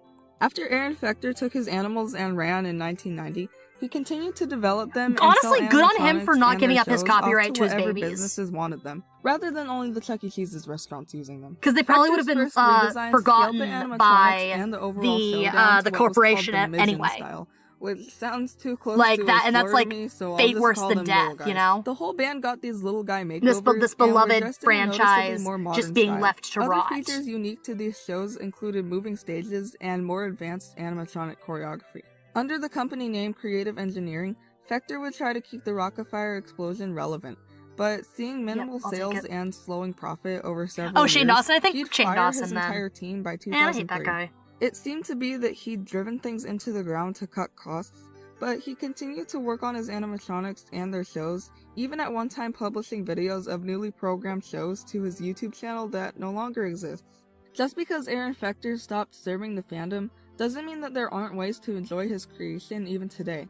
Rockefeller animatronics and the equipment required to run them can be purchased online, but they're always going to be used assets that likely need both mechanical and cosmetic repair. Some people also tend to overprice their animatronics and parts. I won't say who, but you know who. You'll probably have to pay an arm and a leg to buy an arm or a leg. If you don't have the means to buy your own animatronics, there are still a few public Rockefeller shows you can visit in the US. Smitty's Super Service Station in Mississippi and Billy Bob's Wonderland in West Virginia both run fully operational and fully restored shows. You can also see videos of these locations on the YouTube channel The Carpetbagger, which I'll link in the description. As of 2020, Fector is working on a second generation of Rockefeller animatronics, which he's honestly been developing since the day he left. However, it's not clear how successful these could be should they ever reach the sales Yeah, floor. because animatronics just aren't the same draw that they generally used to labeled be. by the fandom as a stinge and nitpicky about how his shows are run, but you have to give him props for being so stubborn and keeping his dream alive. As far Honestly, as and I'm holding onto his concerned, though, IP, it's like, the fans that are keeping the understandable. spirit of the Rockefeller explosion alive. Hi, I just want to thank you for watching the video. Chuck E. Cheese's and Showbiz Pizza are both things that I'm very passionate about them. Everything's I might not expensive have the nowadays, most God, knowledge, yeah. And I kind of don't read into all the business side of what went on, which is why We I did it! didn't really It's mention done! it. There are Did the- other it- things did the that I line didn't art! mention. I could have talked about some more stage setup. Oh my God. There's also a lost animated commercial with. Wait, was the there an actual original explosion? Or is that cigar this? No, smoking it's Chuck E. the Cheese, band is named the that I Rockefeller didn't talk about, Explosion. which I might just That's focus just the their whole band name. video on. That could just serve as one of my lost media videos because I do think it's interesting on its own, especially if you watch this video and then go and watch that one when it gets made, if it gets made. I keep promising to make these videos.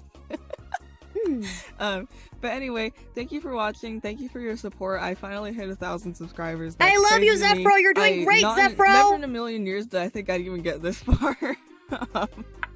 When You're doing put so out my good, first video, I sweetie. was really. I was thinking it would fall on deaf ears, but really, thank Genuinely, you for all your I support. love her I'll videos see you in so the next much. video. I love her videos. I genuinely do. Do you guys see why I like her content? Do you guys understand it now? It's so good. Again, xephrou is linked in the description box below and in the pinned comment. Please go subscribe. Please comment. Tell her I sent you. Like, I love her content. She's got really interesting stuff. Like, please also just leave her comments. Comments are very important to the YouTube algorithm. Leave likes, leave comments. Please, please, please boost her. She's so good. I love her videos. Okay. This is crazy, but I had a great time inking this today. This felt very good instead of having to worry, because like inking for me is not quite as brain intensive as actually sketching or coloring. So I really like doing these. I really liked doing this line art stream. This was really, really, really nice for me. A plus, 10 out of 10. Great stream. Yeah. Yes, the Furby video is very good. The Furby video is the one that introduced me to her. It got recommended to me by the algorithm, and I've been a fan ever since. Okay. Yeah, that's it. That's really all I have for us today. Maybe we'll stream on Thursday. Maybe we won't. I haven't decided yet. If we do stream on Thursday, I haven't decided if we're going to be playing a game or if we'll be doing another thing. So the plan for Thursday is either going to be shiny hunting. I'd love to do some shiny hunting in Scarlet and Violet. Or we're going to be doing a tier list stream, where we can just do random stuff. I don't know. I don't know what I'm going to tier list yet. But yeah, that's the plan going forward. Thank you guys all so much for coming by. Thank you all for hanging out with me. I really do appreciate every single one of you guys taking time out of your day to come spend time with me. Yeah, that's the plan for Thursday. I already did save. Thank you. I will double check that I did save though. I appreciate that because I never remember. Yes, I did save. Yeah. So I'll see you guys later, okay? All right. Bye. Bye. I'll see you on the flip side, my silly ones.